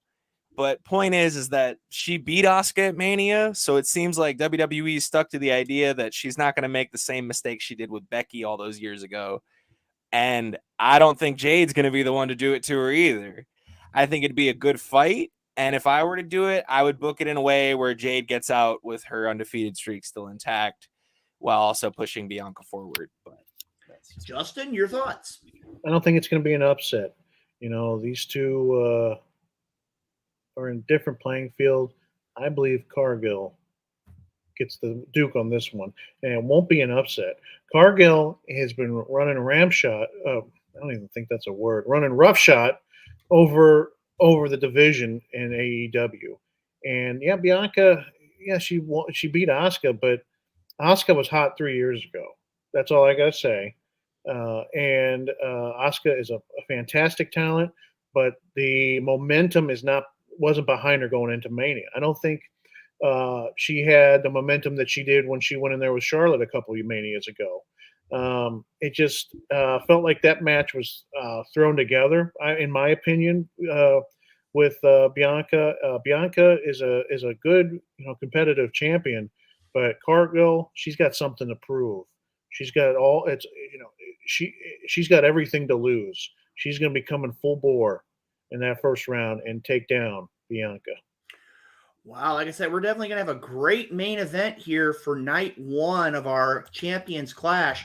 Mercedes Moné versus Jamie Hayter versus Rhea Ripley versus Bianca Belair. Oh, sorry, I was going to say Bianca Belair, but actually it'd be Jade Cargill being in there. Now, we're going to go ahead here, and I want to give a shout out. This was created before we went here on Sunday night. And this has changed. This was one of the matches that changed. Now a triple threat match, tag team division. Impact Knockouts tag team champions, the Coven of Taylor Wilde and Kylan King versus the NXT women's tag team champions of Alba Fire and Isla Dawn versus the brand new WWE women's tag team champions of Liv Morgan and Raquel Rodriguez.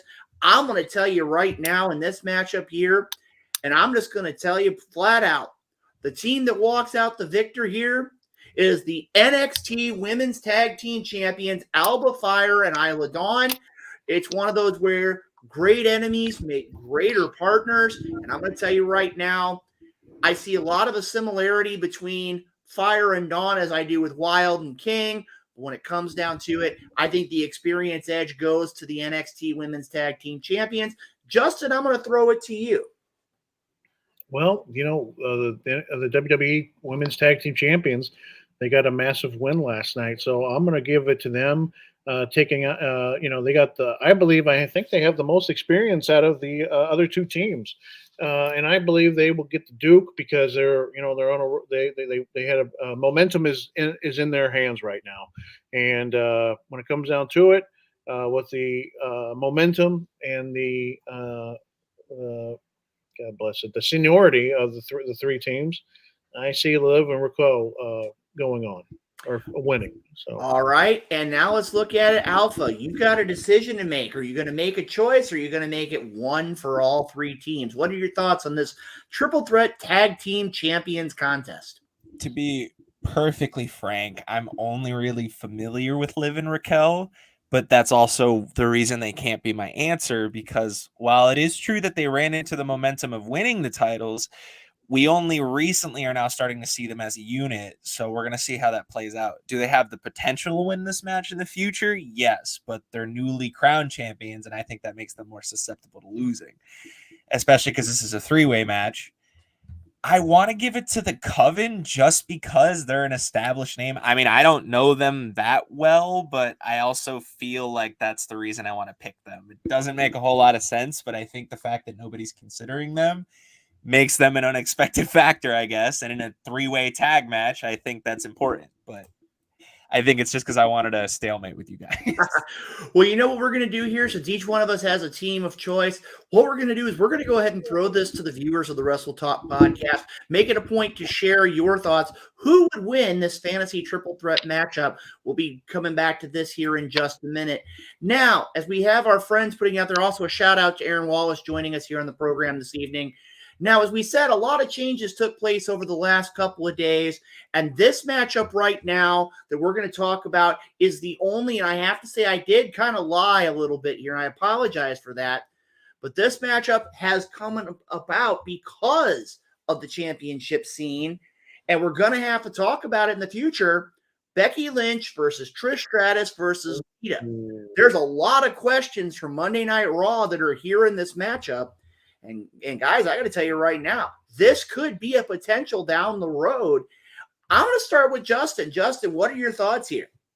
I like it. I'm sorry to say, if this was a triple threat match, poor Lita would be the odd man out. She'd be put through a table right off the bat, and it'd be down to Becky and Trish. Trish is the hot heel now between between these three.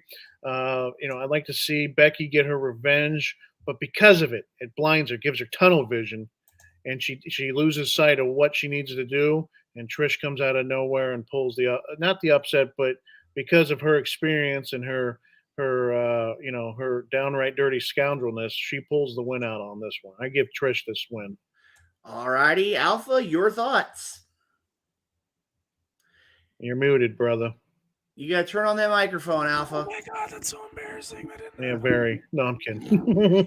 So I'm going to go a different way with this. I'm going to go the WrestleMania 30 route. I think Becky is going to be considered the paper champion here. Trish and Lita, considering themselves legends, people like linchpins, columns of the women's division before the women's division was even really a thing. Like, front runners before the women's revolution we had became a thing. So they don't consider Becky a threat. And in fact, they go out of their way to eliminate Becky from the match because this is their moment. Who's this Becky Lynch? Nobody. We built this company. Trish Stratus, Lita. We were the ladies who were getting it on with the guys back then. Becky didn't do that, but Becky, with her never say die attitude, with her can-do-ness, with her fiery ass redhead, says, I'm the man, and you bitches need to step back. And that's how they try to kick her out of the match early, break her through the table, do whatever. You can even do the Daniel Bryan spot where he's getting carried off with the stretcher and then she comes back pulling the collar off her neck. But that would be the way to book it, in my opinion. And even perfectly, because she's got the submission too. Disarm her, just like the little bell lock. Boom. Ending of the match. And I'm going to tell you right now, I look at it from the perspective, I kind of look at it from this perspective. Triple threat, big stage. You've got the man versus a 7-time women's champion in Trish Stratus versus a multi-time women's champion in Lita. I'm going to tell you right now, ladies and gentlemen, she gets her payback in this fantasy triple threat match. Becky Lynch would be the one with the victory in this matchup. And now it's okay. It's all right. All three of them. I think it'd be a downright awesome match. And speaking of a downright awesome match, let's finish out number one here. Night number one. Here it is. And you've only got one choice. Mercedes Moné, Jamie Hayter, Rhea Ripley, and Jade Cargill all in the same ring. You've got IWGP AEW and WWE in the ring. I'm just going to put it out there right now. Alpha, you're the first one. Who walks out as the Wrestle Talk Podcast Champions Clash Women's Champion? So I wasn't in favor of her. I didn't vote for her to be in this, but but now that she is, I got to accept the fact that, okay, well, then she beat the person I wanted to win. So Jade Cargill, let's say, is still going undefeated after beating Bianca Belair. This is the fantasy booking epic women's championship match of the century. You really want to solidify a record as perfect as this? And then this is the way to do it, because it's a fatal four-way. So that way she can win the match, consider herself better than all three of them without actually pinning anybody proper. So for me, I think Jade Cargill would be a smarter choice, just because it could really solidify her record as the undefeated women's title match, especially because she could, you get the really epic image of her over all three of the champions on the floor, and she's just like, I'm the women's champion with the TBS title. Well, Alpha, I'm going to burst your bubble here, and I'm going to take this from a good friend of mine who's already spoken here tonight. I think it's the year of Ripley. I think Riptides are going to be all around. Rhea Ripley, when it's all said and done, walks out the winner of this matchup. Justin, we'll throw it to you. I'm going to give you guys a highlight package of this match. Okay, it starts out, Ripley takes out Hayter. Hayter's the first to go.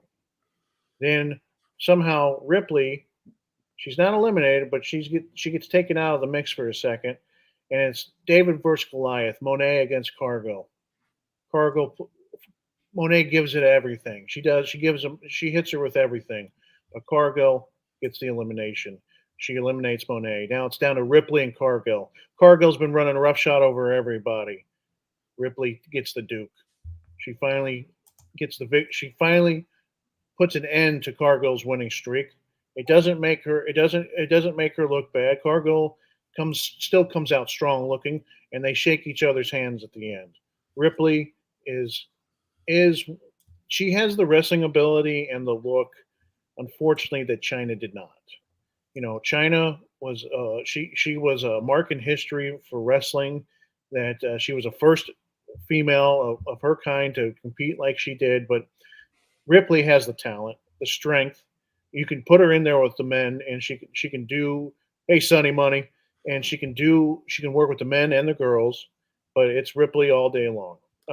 Cargill, this is just a learning experience for her, because she was in there with some heavy hitters. But like I said, I believe Ripley gets the Duke. All right. Like I said, we had a very impactful first night. And as we're going to see here, we've got lots of promotions to talk about in the second night of our Champions Clash, much like WrestleMania. And actually, before we get to our first matchup, we can leave this up here, but let's take a minute and go ahead and talk about our great sponsors of the Wrestle Talk podcast. Without them, this program would not be taking place, as well as any other program. We have Royal Mills Transportation, Rathbun Engraving, where you get one of those great Wrestle Talk podcast mugs for just $20. Noblemen's Barber Lounge, Kansas City, Kincaid Arcade at the Oak Park Mall, Interstate 70 Sports Media with our good friend, the maestro Jeremy Karp, Little Popeye Designs. If you want to purchase a Wrestle Talk podcast tumbler, make it a point to send us a message on social media.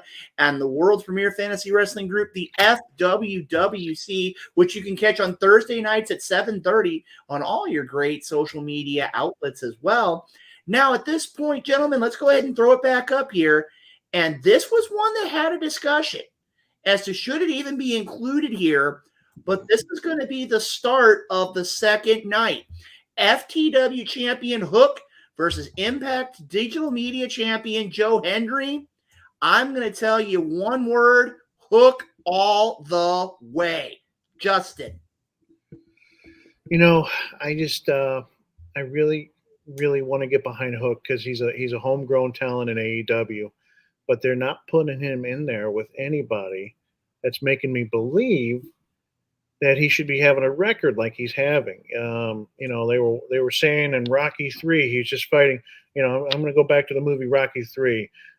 Before he goes against Clubber Lang, he's taking off. You mean that film CM Punk hasn't seen? Oh yeah. That movie that CM Punk hasn't seen. Sorry, Rocky. It comes out that Rocky's taking on paper performers. That's what it is with Hook. And I know this is professional wrestling. They're not building him up to be in my opinion, someone who could take out an MGF right now. They're just I don't know. I know they want to keep his record intact. I see and I don't know too much about Joe Hendry. I really don't. But, he's a godsend. Okay. I know him from WCPW and his intermediate title. He got a Dreamcast in a match, dude. It was the dumbest thing. He gets wrestling. Sorry. Yeah, and no, you're fine. And I'm going to say this is a draw. I just don't see, much interest in this match. That's my 2 cents. All right, Alpha, your thoughts? I think if anybody can match that Danhausen energy or that weird lightning in a bottle effect that works with Hook in some scenarios but doesn't with some wrestlers, I think Joe Hendry has the potential to bring it out of him. So I think if they mapped it out and they really thought about it, it could work for Hook getting the W. All right. Well, ladies and gentlemen, here, as you see the Night Owl joining us Hey, here there on he the is. podcast. Hook with a 2-0-1 decision defeating Joe Hendry. I got to tell you, it'd be an interesting matchup, that's for sure. And again, it'd be the confliction of two different styles, submission versus, I dare say, kind of a comedic style. But the next match is going to be matchup is going to be, simply put, pure wrestling against pure raw power. ROH Pure Champion Shibata versus the never openweight champion Tama Tonga. And he's talked about it. I'm going to throw this over to the Alpha. Alpha, your thoughts, Shibata and Tonga. I am so glad you passed it to me. I just got done watching the pay-per-view and the pure match. Post down, Alpha.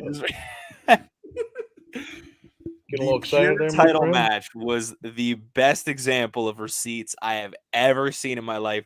The notes I wrote, I gave 2.5 stars, and all I put was in quotations. He wasn't ready. That was it. And I'm sorry to say it. I'm glad Tama's got this. Like, he's a good wrestler. I'm glad he's openweight champion. Totally deserves it. Shibata is knocking this out of the park. I don't know if you guys have seen his matches. They call him the wrestler for a reason. He don't play. I'd look at it this way, Alpha. I see Shibata a lot like a Gene LaBelle or a Daniel Bryan, somebody that can go out there and just do what it takes to win. Again, Tama Tonga is going to bring the fight. But I got to tell you, after you get about that 10, 15-minute mark, I think it's Shibata all day. So, Justin, your thoughts? Tama Tonga is the son of Meng, correct? Correct. Okay, enough said. Tonga all day long. Wow. Again, I would agree. I mean, again, he's going to bring a fight, but I think we'd all agree here. I think as the match goes on, somebody with Tonga's size and strength is going to get worn down, and I think Shibata is one of those that's going to be able to go all day long. And as we see here, we talk a lot like Ric Flair or Harley Race that can go 60 minutes. I think Shibata is one of those that can. I just don't think Tama Tonga is going to go much past that 10, 15-minute mark. I really don't. Now, the next match is a great wild card because it's two teams you don't normally talk about in the same sentence. The NXT Tag Team Champions of Gallus taking on the Bullet Club of Ace Austin and Chris Bay. Justin? I'm sorry. I don't know. I don't really know these two teams that well. I have a hard time following NXT because of my schedule.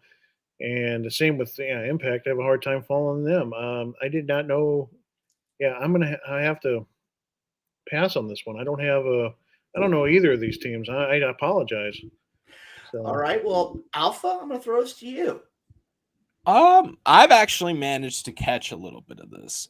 Thankfully, Impact. Ace Austin, I believe he was in the Best of the Super Juniors tournament and IWGP. I don't know if he's won the IWGP Junior Heavyweights Championship.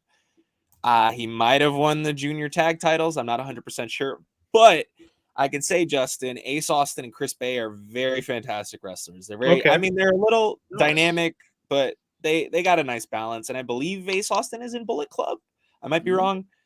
So that's why they're my pick. I only know more about them than I do Gallus and just Gallus. That goes to show you. Well, Alpha, I'm gonna beg to differ here. When you've got the Coffee Brothers and Wolfgang, I gotta say is they are just gonna maul Ace Austin and Chris Bay. They're both great wrestlers. They both know how to fly. They both use their technical expertise. I just see this one, while the last match was a technical match, I see Gallus turning this into a tag team tornado match, and I see Gallus, plus you have potentially Mark Coffey outside the ring. I gotta say Gallus on this one. Can I change my answer? I didn't realize it was Joe Coffey. He's another guy I know from He was in Mustache Mountain, wasn't he? Or am I mistaken? No, Joe Coffey. It was Mustache Mountain was Trent Seven and Tyler Bate. That's what it was. But I remember him from I believe he was in WCPW. But I'm changing my answer. I don't know if I'm allowed to. But you're gonna go back. Are you gonna go to Gallus? Yes. Well, again, it's one of those where the match changes and Gallus gets the W. Now, this match here that's coming up, and we're going to let our tech team get ready on this one. This is a matchup to me that has the potential of stealing the show. Kenny Omega, the IWGP US champion, taking on the North American champion of NXT, Wes Lee. I'm going to tell you right now here, and this is going to sound strange to you, he's the best bout machine, but I call this as the upset of night 2. Wes Lee defeats Kenny Omega. I'm sorry to say. You were saying? The Cleaner is called the Cleaner for a reason. I have a feeling it's going to be V-Trigger City all night long on Mr. Lee. Yeah, he's NXT North American champion. Yeah, NXT. Okay? NXT. It's the prelude to getting to the show, the WWE. Okay? Kenny is a Hall of Famer when it comes down to it. He's going to it's just going to be really ridiculous. He's going to mop the floor with Mr. Lee, whatever this NXTer does. My opinion. So. Okay, I'm just gonna sit here and let that one go, Justin. Alpha, your thoughts? I would love to get to meet him. I'm sorry I wasn't when he was a guest on the podcast, Renee. I'm sure he's an upstanding man, but there is a very, very stark contrast between the NXT North American scene and the IWGP US title. Yes. Despite the fact that belt is the US title, it's more of an excuse to call it an international belt, because I can think of plenty of names who have held it, who are former world champions now: Jay White, Cody Rhodes, Kenny Omega himself, Jericho. Jericho? See that? Oh, right, no, he had the Intercontinental belt. I don't think he had the US Yeah. title. Yeah. Not the US. Didn't Lance or Moxley's held it?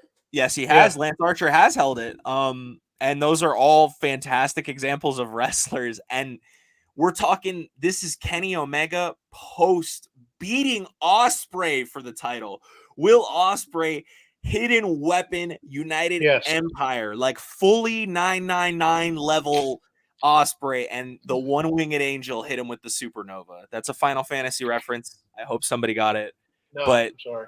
Wesley is not ready. I'm sorry. No, and I'm sure he's a terrific, he's a terrific talent. But agreed. Omega is a different level of wrestler.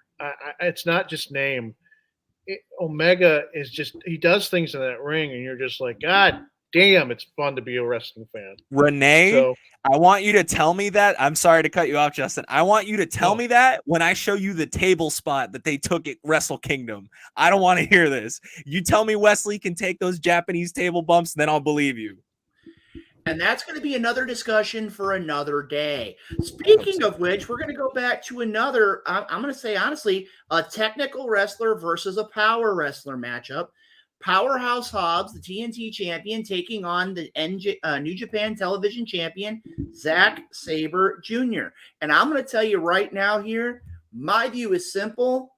Powerhouse Hobbs brings a game, but to me, if I could have done the only match I think would have been different in this whole 2-day extravaganza of fantasy booking, Shibata versus Zack Sabre Jr. But when it comes down to it, Zack Sabre Jr. ties Powerhouse Hobbs into a knot. I'm one of those wrestler over power wrestler all day long. Zack Sabre Jr. Alpha, your thoughts? I could not agree more. Powerhouse Hobbs is at a potential where he's learning. This TNT title experience will be good. We'll see where it comes from. We'll see what it adds to, and he has the potential for it. I'm in favor of the spine buster all day, everything. I think that's a good look. It's familiar, but different enough to make it his own identity. Zack Sabre Jr. is different. He may be television title holder, and they're limited to 15-minute matches in Japan because of that, but that does not mean Zack Sabre Jr. can go. It's not even a question of, oh, can he get to 15 minutes or 30 minutes? No, it's if Powerhouse Hobbs is let by Zack Sabre Jr. to get that far. You said it best. He's got the power game. He's got, even in the striking game, rather, Zack Sabre Jr. has it. He's got the technician and submission like a master. He's gonna fold him up like a piece of origami, and just before the clock ends, like right as 59 seconds, and Zach is just gonna be like, oh, I did that because he needed 15 minutes. Well, Justin, I'm going to tell you right now, and Alpha brings up a real good point. You were a man throughout your career, one of your favorite maneuvers in the ring was the spine buster. Oh, yeah. And I'm going to throw this one at you. Buster. Does Powerhouse Hobbs and his spine buster have enough to catch Zack Sabre Jr.? Who has Hobbs defeated since he's been TNT champion? Who did he defeat? Wardlow, who came off of having his gear stolen the night before. Wardlow. I don't know what happened with that. But it seems like he's fallen off the face of the earth. Hobbs hasn't really, in my opinion, had any big name guys in the ring with him for this title. Hobbs is an up and comer. His time will come. Zack Sabre, he's dealing with the whole New Japan roster when it comes to competitiveness. Zack Sabre Jr. all day when it comes to this. And I might add, I believe he was held 3 championship belts at one point. He was the Evolve Pro Wrestling champion, Rev Pro Wrestling champion, and I can't remember if he lost. I forget what the third one was, but I know he won the WCPW Internet champion. So when it comes to match experience, he's done it all. Well, gentlemen, I think this is one of the first ones we really agreed with, but I'm going to tell you this next matchup that we have here is going to be one of those a lot of fans want to talk about because it's going to mention 2 tag teams that recently won championships. Right here, the Lucha Bros against Sami Zayn and Kevin Owens. And I'm just going to start it with Justin. Your thoughts, you've seen both teams. What you think? It's going to be Owens and Zayn all motherfucking day long because besides being WWE World Tag Team Champions, they've gone through wars in Ring of Honor as Tag Team Champions. Okay? I like the Lucha Brothers. I like what they bring to the table. But when it comes to it's going to be a competitive match. But when it comes down to knowing how to get things done, it's going to be Owens and Zayn all day long. Alpha? I'm sorry to say, Justin, I think the Lucha Bros got it. It's okay to be wrong, Alpha. It's all right. Okay, Luke's wrong all damn day. Okay. Okay. Look, you're not wrong. You're gonna get me with a lot of these guys I don't know about. That's fine, young man. That's fine. But today you're wrong, and it's okay. I'm wrong all the time. Ask my wife. Okay, it's okay. Can I please get order in this courtroom? I'm just messing with you, brother. I know. I love you. Come on. But the reason I say the Lucha Bros is because while I do think Kevin and Sammy are working as a cohesive unit now, and they have in the past, I get that, and they do work as individuals, you can't deny that this is a tag team matchup. And while they do work together, Sammy and Owens do their best individually. Now, that's not to say that they won't mesh well and that they don't make good music when they're working as a tag team together. But when you look at people like the Lucha Bros, they're actual real brothers. They've both been individual champions. Pentagon winning the Impact World Championship and Phoenix winning, I believe he's one of the few Grand Slam champions in Lucha Underground history. And then you look at their tag team accomplishments. I love Sammy and Kevin. I like that they're WWE champions and they've had, or rather WWE tag team champions. And I don't remember if they were Ring of Honor tag team champions, but I know they were tag team champions at one point. But the Lucha Bros, just going down this list, AAW tag team championships, AEW World Trios and tag team. Let's see. We got AAA tag team champions, MLW, Pro Wrestling Guerrilla, Ring of Honor. They have more, and this is a tag team matchup. So I think they have better tools to fit it, but it would be a close-ass matchup. I'm going to tell you right now, as I said earlier on, good friends, better enemies, but I'm going to tell you right now, you've got the brother tag team in the Lucha Bros against two men that basically have been through the wars. They've been on both sides of the equation. And you know my stand, Zayn and Owens in a close one. Now, the next matchup that we have here is one a lot of people may not want to see, but I think it has a chance also to steal the show. And as we say, your name was some guy named El Generico. Had an opportunity. That is true. They are not the same person. Opportunity to be on an event with El Generico. Great in-ring competitor. Let's go ahead and throw the next question up here. This is one of those I think has the potential of stealing the show as well. Trey Miguel, the Impact X Division champion, taking on Orange Cassidy. Alpha, I'm going to go with you here. You know, when you look at somebody like Cassidy, you always think, how are people going to react to that? And everybody has a different response because the people who have W's over him are the people who figure it out. But I don't know if Trey Miguel has the moveset. Cassidy he's just hard to read. But the thing is, when he goes, he can go. And I think he has the experience. I think his international title has been running fantastically.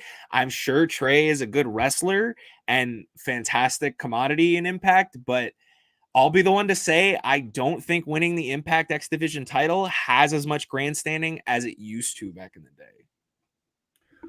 So are you saying Orange Cassidy on this one here, Alpha? I am saying Orange Cassidy on this one. Ooh. I'm going to tell you right now, if you would have told me this 6 months ago, I would have said Trey Miguel all day. But in the last few months, he's really kind of changed his presentation in the ring, and I'm not digging it. I've always been a fan of Orange Cassidy.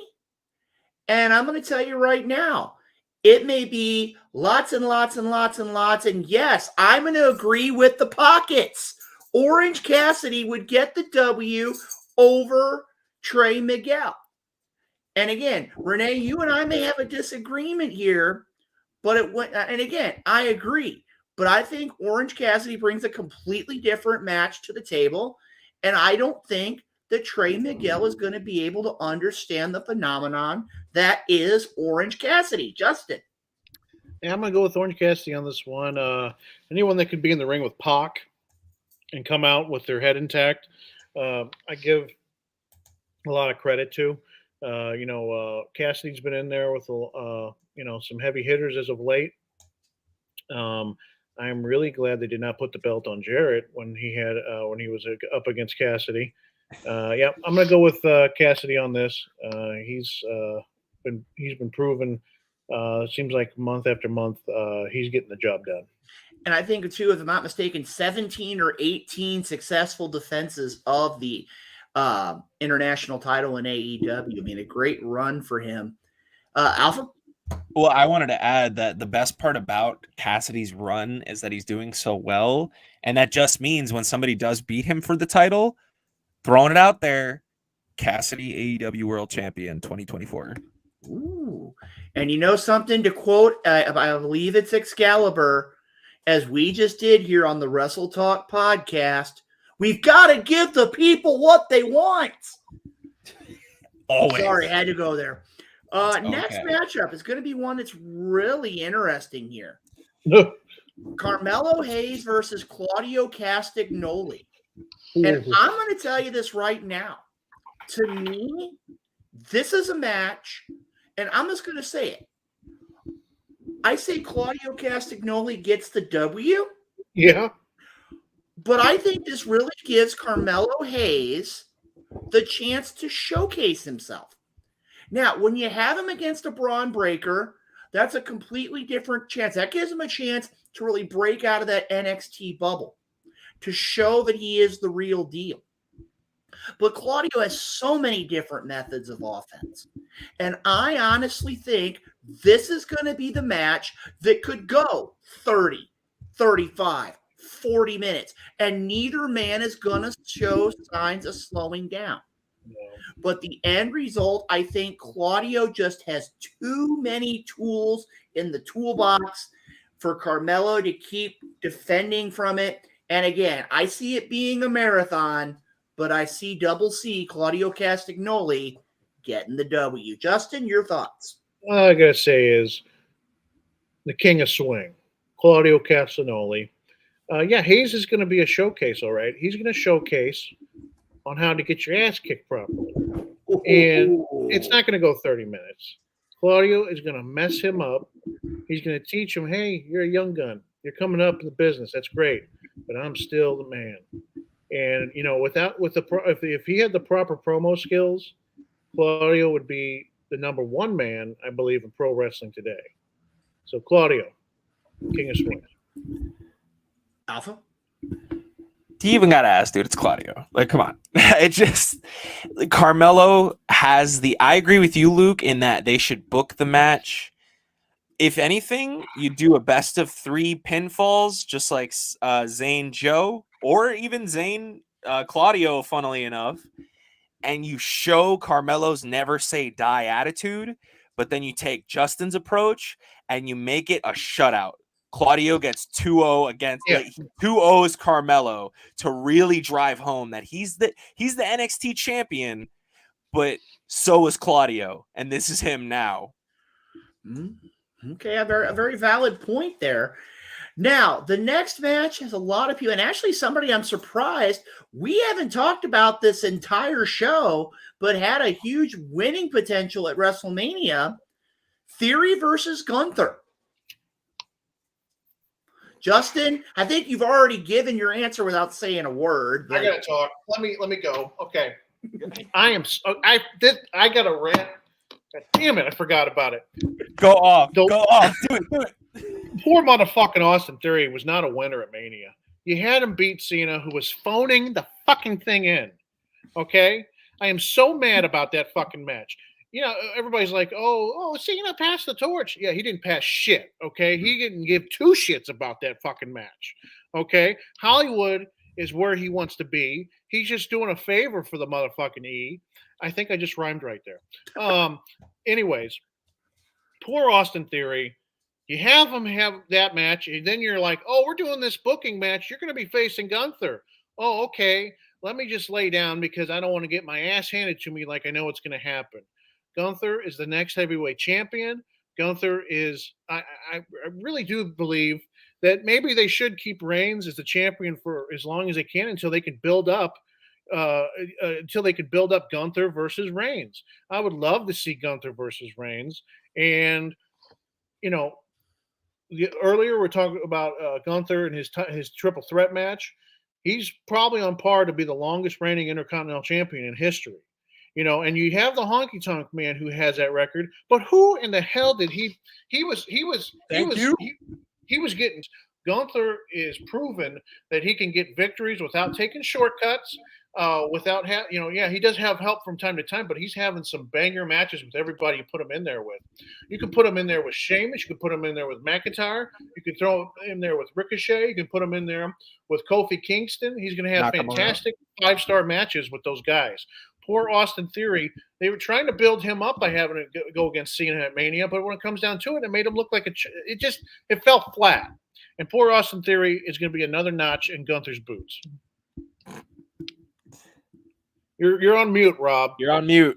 Hey, I have my entitlement. You're supposed to be a 2 hours and 10 motherfucking minutes professional. Yeah, well, here's the idea. Going back and looking at what's here, we have a couple of people. The list is getting pretty short.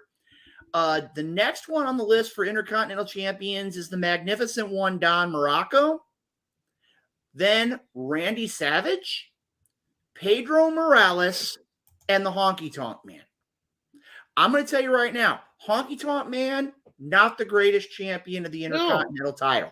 He ran with the longest, but I look at it right now. If you're going to look at somebody to make that decision, it's going to be one of those. Hold on one second here. I thought Scott Hall was one of the most fighting champions of the Intercontinental area.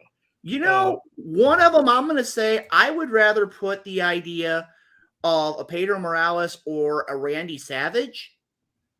But one word, Gunther. Yes. Gunther.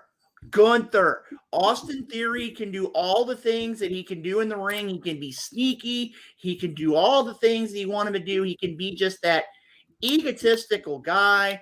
But I'm sorry, once Gunther gets a hold of you, it's going to be a long night. Gunther over Austin Theory. Alpha? Long night, not the way I book it. The way you do this match, you do Jericho Goldberg like it should have been. You book Theory as the most dastardly chicken shit, yellow-bellied coward ever, taunting Gunther for months and months and months and months, and then when it finally simmers over, Gunther murders him. But it's not a quick one. It's not going to be a quick one because the ring general don't work. He don't work that way. He's going to chop this man uninterrupted it's going to look like a public execution. Just that's all I want. And then after 3 minutes, when his chest looks like hamburger meat, then you put your foot on him. That's it. Gentlemen, I'm going to say one word. Ow.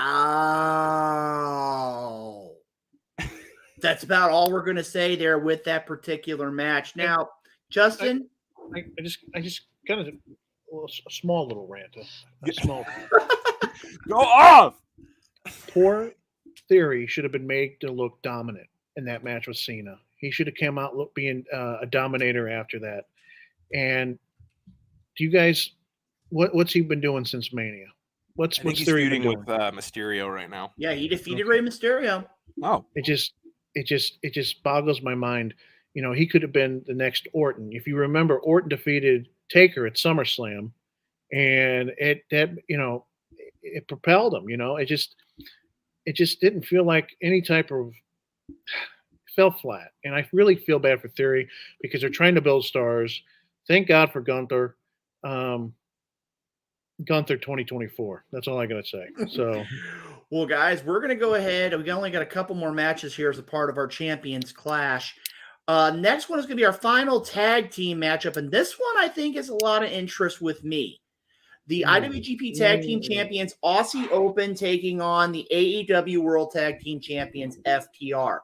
This strikes me as Drew versus Sheamus versus Gunther at WrestleMania. I'm going to tell you right now, and I'm just going to, again, this is one of those, and I'm going to say it based on what's been going on lately. I think FTR gets caught here. A very competitive matchup, but I see Aussie Open managing to pull the W here. I think it's one of those, they're hitting their stride. I think that they very much, to a certain degree, kind of mirror a younger FTR. And I think right now, as it stands, in a highly competitive matchup, it could be something as simple as somehow or another countering the Shatter Machine or the Big Rig. I think Aussie Open gets the W here. Alpha? I have to agree only because FTR last year, or at least last title reign, we saw them as the champions, the dominating guys that we knew they were, the people who made tag team wrestling awesome again. Maybe not the only people, but you know what I mean? They were big contributors and front runners to it. This time, I think we see them chase the chase for it this time, struggle a little bit. And I think Aussie Open is the people to bring that out of them, because it's not IWGP Junior Heavyweight Champions, it's IWGP Tag Team Champions. And for people like Aussie Open, are they United Empire? Or am I mistaken? I believe so, yes. And when you think about the Commonwealth Kingpin's influence on all the people in that group, Aussie Open, Jeff Cobb, Great O'Khan, they're putting in work. And I mean work, because these tag titles mean everything. And I think Aussie Open, I think they just have that. And I think it's something of the new guys coming in and having a little bit of stuff that FTR hasn't seen before. And they need to prep for that. They get caught off guard with just their, I don't know, dexterity, their flips. I know it's no flips, just fists with them, but I think they just have that secret weapon that might take out FTR. Not to talk over you, Justin, throwing it to you. And real quick before we go to Justin here, I want to throw some of these teams that are here in Aussie Open. You have United Empire. You have Aussie Open, Great O'Khan, Jeff Cobb, Will Ospreay, and TJP, among others. Justin. Gentlemen, contrary to the theory, I do take great pride in my knowledge of pro wrestling, independent wrestling. I don't take this as a hobby or facade as Alpha does. But anyways, man, flying on the play. Anyways, I believe so. Aussie Open, they've been in New Japan waters. They've been battling it out over in New Japan, and now they're at the top of the heap. I love it that FTR has is back at the top of the mountain again as AEW champions, but they've been taking it on the chin for over a year. They won all those belts and then lost them in fantastic battles. They lost with finally losing the Ring of Honor tag straps to the Hall of Fame Briscoe brothers. They've been, they're coming off of a rough year, and I believe Aussie Open is on a momentum right now. And they just won the tag team straps. They got a lot to prove. They're hungry. FTR, they're there, but their time, it surpassed them maybe a little bit. And I know they're still young and stuff, but when did they appear in NXT? Back in 2013, 14, 15. Sounds right, Justin. We'll go ahead and get so it's going on 8 to 10 years that FTR has been around, and they're still at the top of the heap, but I'm going to go with Aussie here because they're hungry. Hey, so is that the first one we've agreed on completely? It's been a while since we've agreed, but everybody's agreed with Aussie Open to defeat FTR. Now, gentlemen, I'm going to tell you this. We have 2 more matches to go. One match is going to be very much a matchup that our viewers here in the United States or in North America are going to follow. The other match has more of an international ramifications. So let's go ahead and look at our next matchup. The brand new IWGP World Champion Sonata, who just won the belt. Now, if I'm going to call on you as a reference here, less than a week ago? Just about, yes. I believe this taking on the AAA mega champion El Hijo de Vikingo. This matchup has a lot of potential, a lot of interest. And Alpha, I'm going with you here. You've become kind of our resident AAA, IWGP, New Japan representative here. Your thoughts on this matchup? First of all, I just want to say I'm really happy for Sonata's win. I've been keeping up with him, kind of. I was aware of his presence, and then I try to keep up with New Japan best I can, and I heard he was one of the Final 4 competitors in the New Japan Cup this year.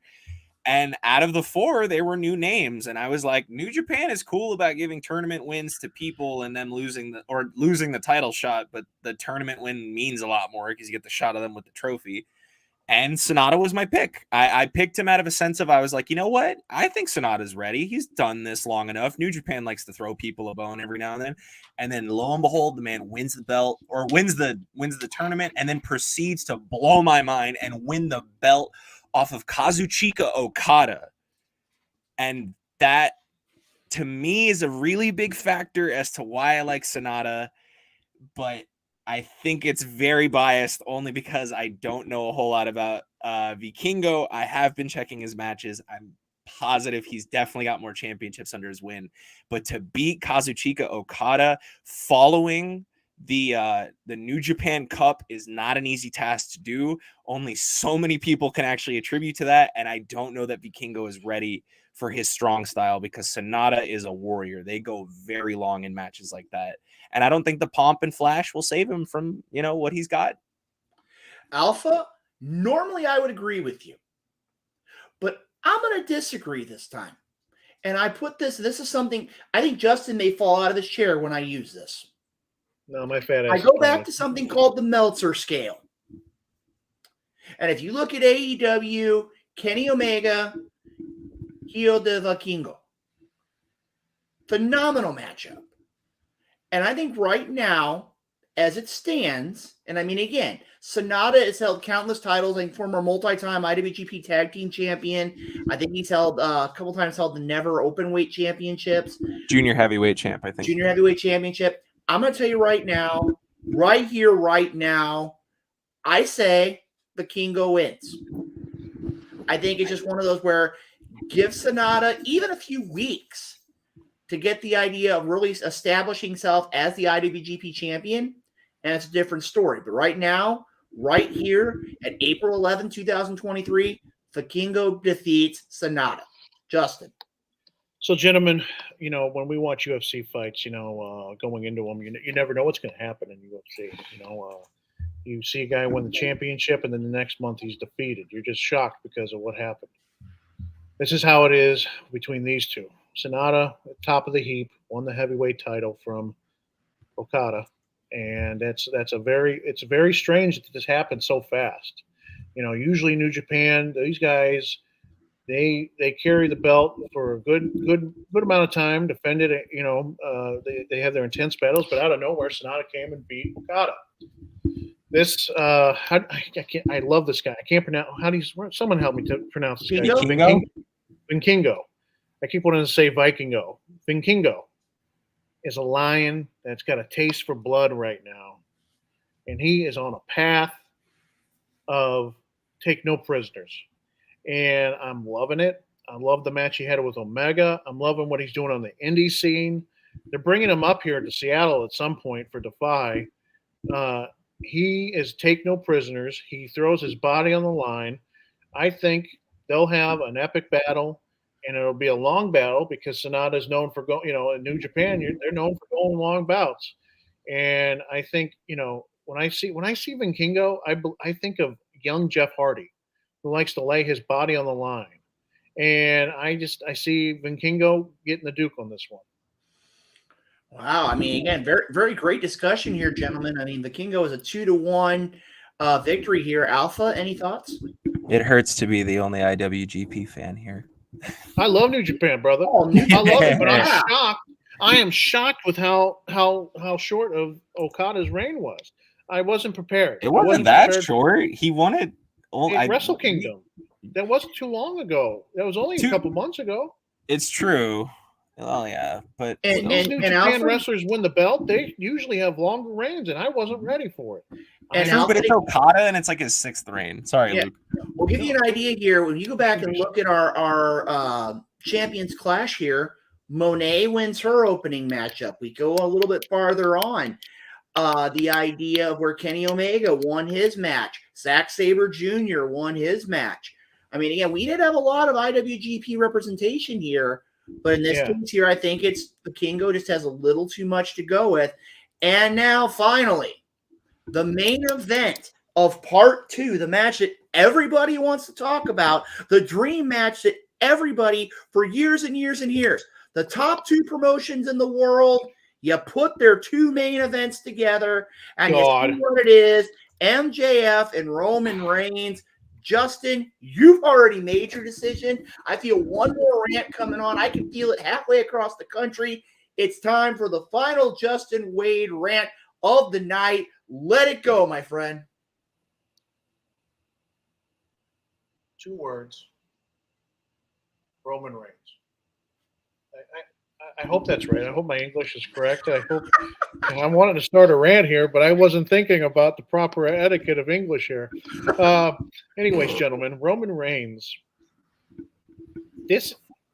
I'm not going to lie. This feels like you remember Sunday Night Heat, and occasionally the WWE champion would work on a Sunday Night Heat card. Mm-hmm. This is what it feels like. I'm sorry, MJF is in no league whatsoever. Yeah, he might be able to talk him. Yeah, make fun of him and stuff. But when it comes down to it, Roman is going to give him that ass beating that he's never gotten. And Roman's going to be talking the whole time. You remember when he was in a match with, I forgot who it was, but he had him, I think it was with Edge, and he had him in a chin lock, and he goes, my arm's so goddamn big, and it's just getting bigger. And he's talking during the match. Roman is just going to, it's going to be like him working a jobber. I'm sorry. Unless, MJF pulls out his little ring and clocks him with it, which I still don't think is going to have a much effect because they threw everything at the kitchen sink at Roman at Mania and he still won. Just look at the list of competitors he's beaten. Who is there right now for Roman to wrestle? Okay. Roman's going to be wrestling at the WrestleMania Backlash, but I believe it's going to be in a 6-man tag. There's no competitors right now for Roman. MJF's beaten Bryan Danielson, yes, but that's it. That's really it. Go ahead, Luke. My view is simple. The war of 2024 is now the war of 2023. And I agree with you, Justin, when it comes to actual in-ring ability, Roman Reigns is the guy. But I'm going to tell you right now, the youth, the mouth, and I dare say the Roddy Piper sneakiness ability. I'm going to call it right here, right now. The bidding war of 2024 will continue as MJF is the one to defeat Roman Reigns. I have a feeling it's not going to take the ring. It's going to take something low down and diabolical. It may take something to the event of where something like he makes some kind of a rule suggestion, like makes it no DQ or last man standing or something like that, and duct tapes his feet to the ring post or something along the lines. But again, and actually, no. I'm going to put it this way. He's going to win with a side head lock. I think we're gonna have Justin close out the show because I think we're gonna have one last rant after this when he hears my answer. Because I'm sorry to say this. I love Roman to death. He's carrying WWE mic to mic. Day 0. MJF is feeding this man everything. Yeah. He is unwithstanding. And for me, MJF's a thinker, not a fighter. And I agree with Luke. Roman is so up his own ass about being the tribal chief that he overlooks the small details, and MJF is the son of a bitch to figure that out. He's the man who would come with a secret weapon to take out a god like Roman, because MJF is the kind of man who says if you can make God bleed, people will stop believing in him. MJF would figure it out. He would light Yagami, have like papers on the wall, spending a year figuring out how to do the match to take it from Roman in the best way possible, because he is the devil himself in wrestling, and the tribal chief ain't prepared. I'm sorry. Wow. It's all right. That's all right. This is why this is fantasy booking, because you have a fantasy in your head, little boy. And that's why it's fantasy booking. Okay. All right. Oh, wow. Because I'm Roman and you're MJF, little boy. Wow. I'm kidding. I love all you guys. That was a good bar though. Man, I'm not MJF. I couldn't respond. Yeah, I gotta tell you right now, guys. I'm having that's fun. What that's makes all the that matters. Wrestle Talk podcast so unique. And again, want to give a shout out to everybody who's tuned into the program tonight. This is one of those types of things like the Wrestle Madness events. And as Alpha and we talked about earlier on, we are looking at the idea of the Wrestle Talk podcast trivia challenge that will be taking place in the upcoming weeks to come. Real quick here before we go ahead and wrap things up tonight here, because we're almost at that 9:30 time. If you're in the St. Louis area and enjoy professional wrestling, make it a point to check out the Cinco de Mayo Festival. Dynamo Pro Wrestling will be in the house. I believe it's the corner of Cherokee and Iowa Streets. Cinco de Mayo weekend. Also, again, as a reminder over to our friends at SICW, their Fan Fest and Bruiser Brody Memorial Battle Royal, an event to be held on Saturday, May 13th at the Aviator Hotel in South St. Louis. You get an opportunity to see the Night Owl and Sonny Money Mayo from the Wrestle Talk podcast are going to be there. A lot of great people, a lot of great former guests of the show. Justin, any final thoughts? My friend, I know, we're talking about SICW and Dynamo. There's a whole handful of, I wanted to say this, Luke. I try to follow all you guys back in the Midwest, and it seems like things are like running at 100 miles per hour for all you guys' promotions. Besides Dynamo and SICW, you got Glory Pro, you got Pro Wrestling Epic.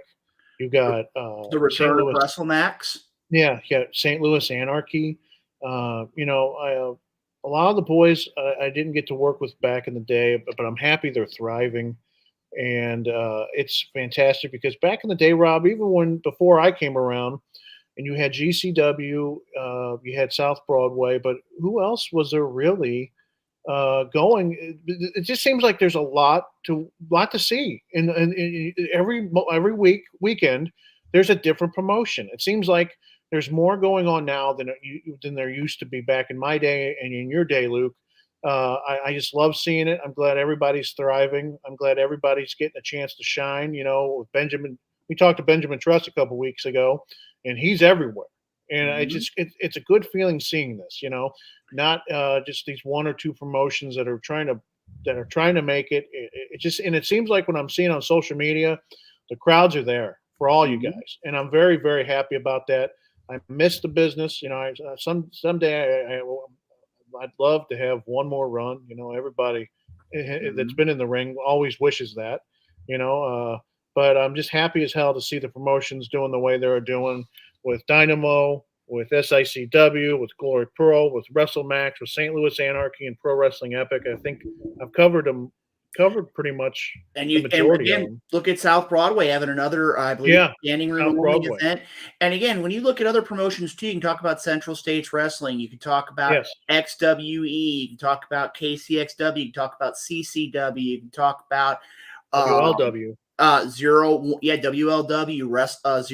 01. Have a lot of that. I think they're now on a weekly basis. I mean, there's a lot of great promotions. You can also talk about our friends over at DCW out in Utah with a friend Matt Robles. You can talk about Greg DeMarco with Impact. I believe it's Impact Pro Wrestling out in Arizona. You've got Don't Try This with our friend Jeff Manning out in Nevada. You've got our good friend G.A. Wah out at FML up in the Ontario and Quebec area. There are a lot of great promotions across this country, and Justin, you hit it right on point. You need to come out. WDWA, another one I would be remiss if I didn't talk about. Lots of great promotions. Support your local independent wrestling because, like you said, we talked about earlier in the show, Billy Starks cut her teeth in there, and right now she's knocking on the door of a big time contract, and you can say you remember when. Yeah, and just for those listening, that if you are part of these promotions we're talking about, reach out to us. We'd love to have you on the show at some point. Promote your business, talk wrestling, talk how you got into the business, your influences. Promote your next coming shows, your next feuds that are coming up, the feuds that you're already in. We'd love to have you on the show. Anyone out there that wants to sit with these three GQ looking sons of bitches and just talk wrestling.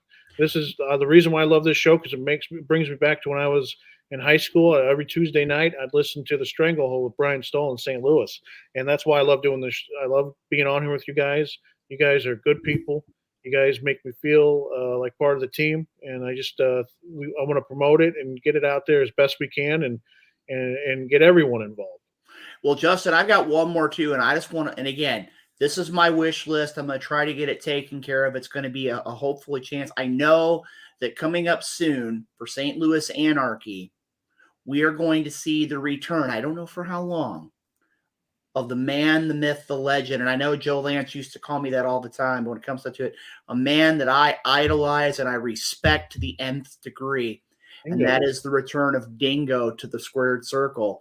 And I'm going to tell you right now, that's one of the things I know that's on the Wrestle Talk podcast bucket list, is to be able to have Dingo on the program. And I'm going to tell you right now, we've also got the Midwest Independent Wrestling Hall of Fame. We've got the St. Louis Independent Wrestling Hall of Fame, which are going to be having their inductions in June. Myself and Rodell are going to be going to the National Wrestling Hall of Fame event in July.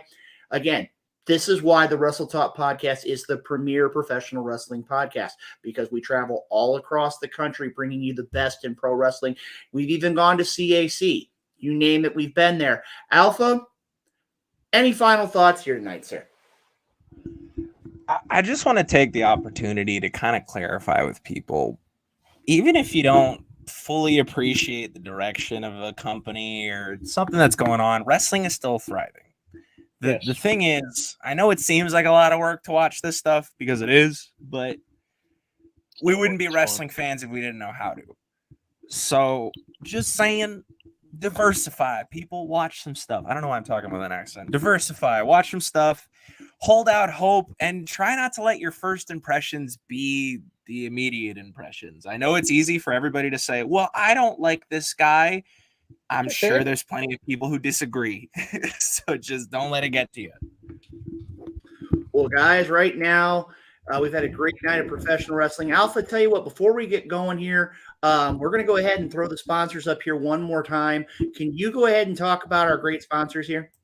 I'd be happy to. The Wrestle Talk podcast would like to thank our great sponsors, Royal Mills Transportation, headed by Mr. CEO Dewan Mills, Rathbun Engraving. That's where you can get your Wrestle Talk podcast mugs for just $20. Nobleman's Barber Lounge in Kansas City, Missouri, Kincaid Arcade at Oak Park Mall, Interstate 70 Sports Media, Little Popeye Designs. They make our Wrestle Talk podcast tumblers. And finally, the FWWC, the world's premier fantasy wrestling group. Well, guys, I got to tell you right now, it's been another great show. We've had a lot of great viewers tuning in. And guys, just as a reminder, if you enjoy the Wrestle Talk podcast, make it a point not only to share the hashtags, but make it a point to share the show address. Like I said, hashtag WTP, hashtag Let's Talk Wrestling.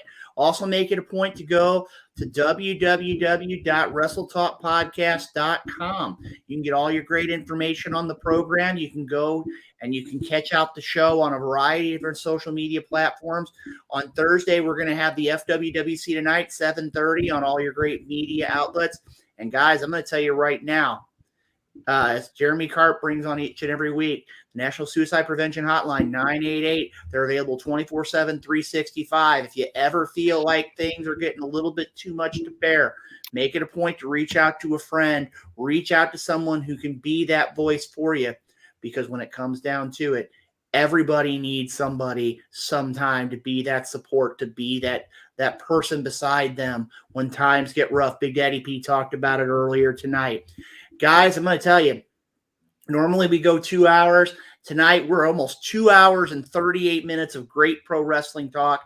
And I'm going to tell you right now, make it a point, share the show with your friends, share the show with your family. And I'm going to tell you right now, we're looking forward to next week right here on the Wrestle Talk podcast, because we're going to have another great interview. We're going to have great wrestling talk right here, WrestleTalkPodcast.com. Ladies and gentlemen, for Luke Roberts, Justin Wade, and the Alpha, we're going to say thank you very much for joining us. We look forward to seeing you here next Tuesday night at 7 p.m. Central, 8 p.m. Eastern for the Wrestle Talk podcast right here on social media and WrestleTalkPodcast.com. Have a great evening.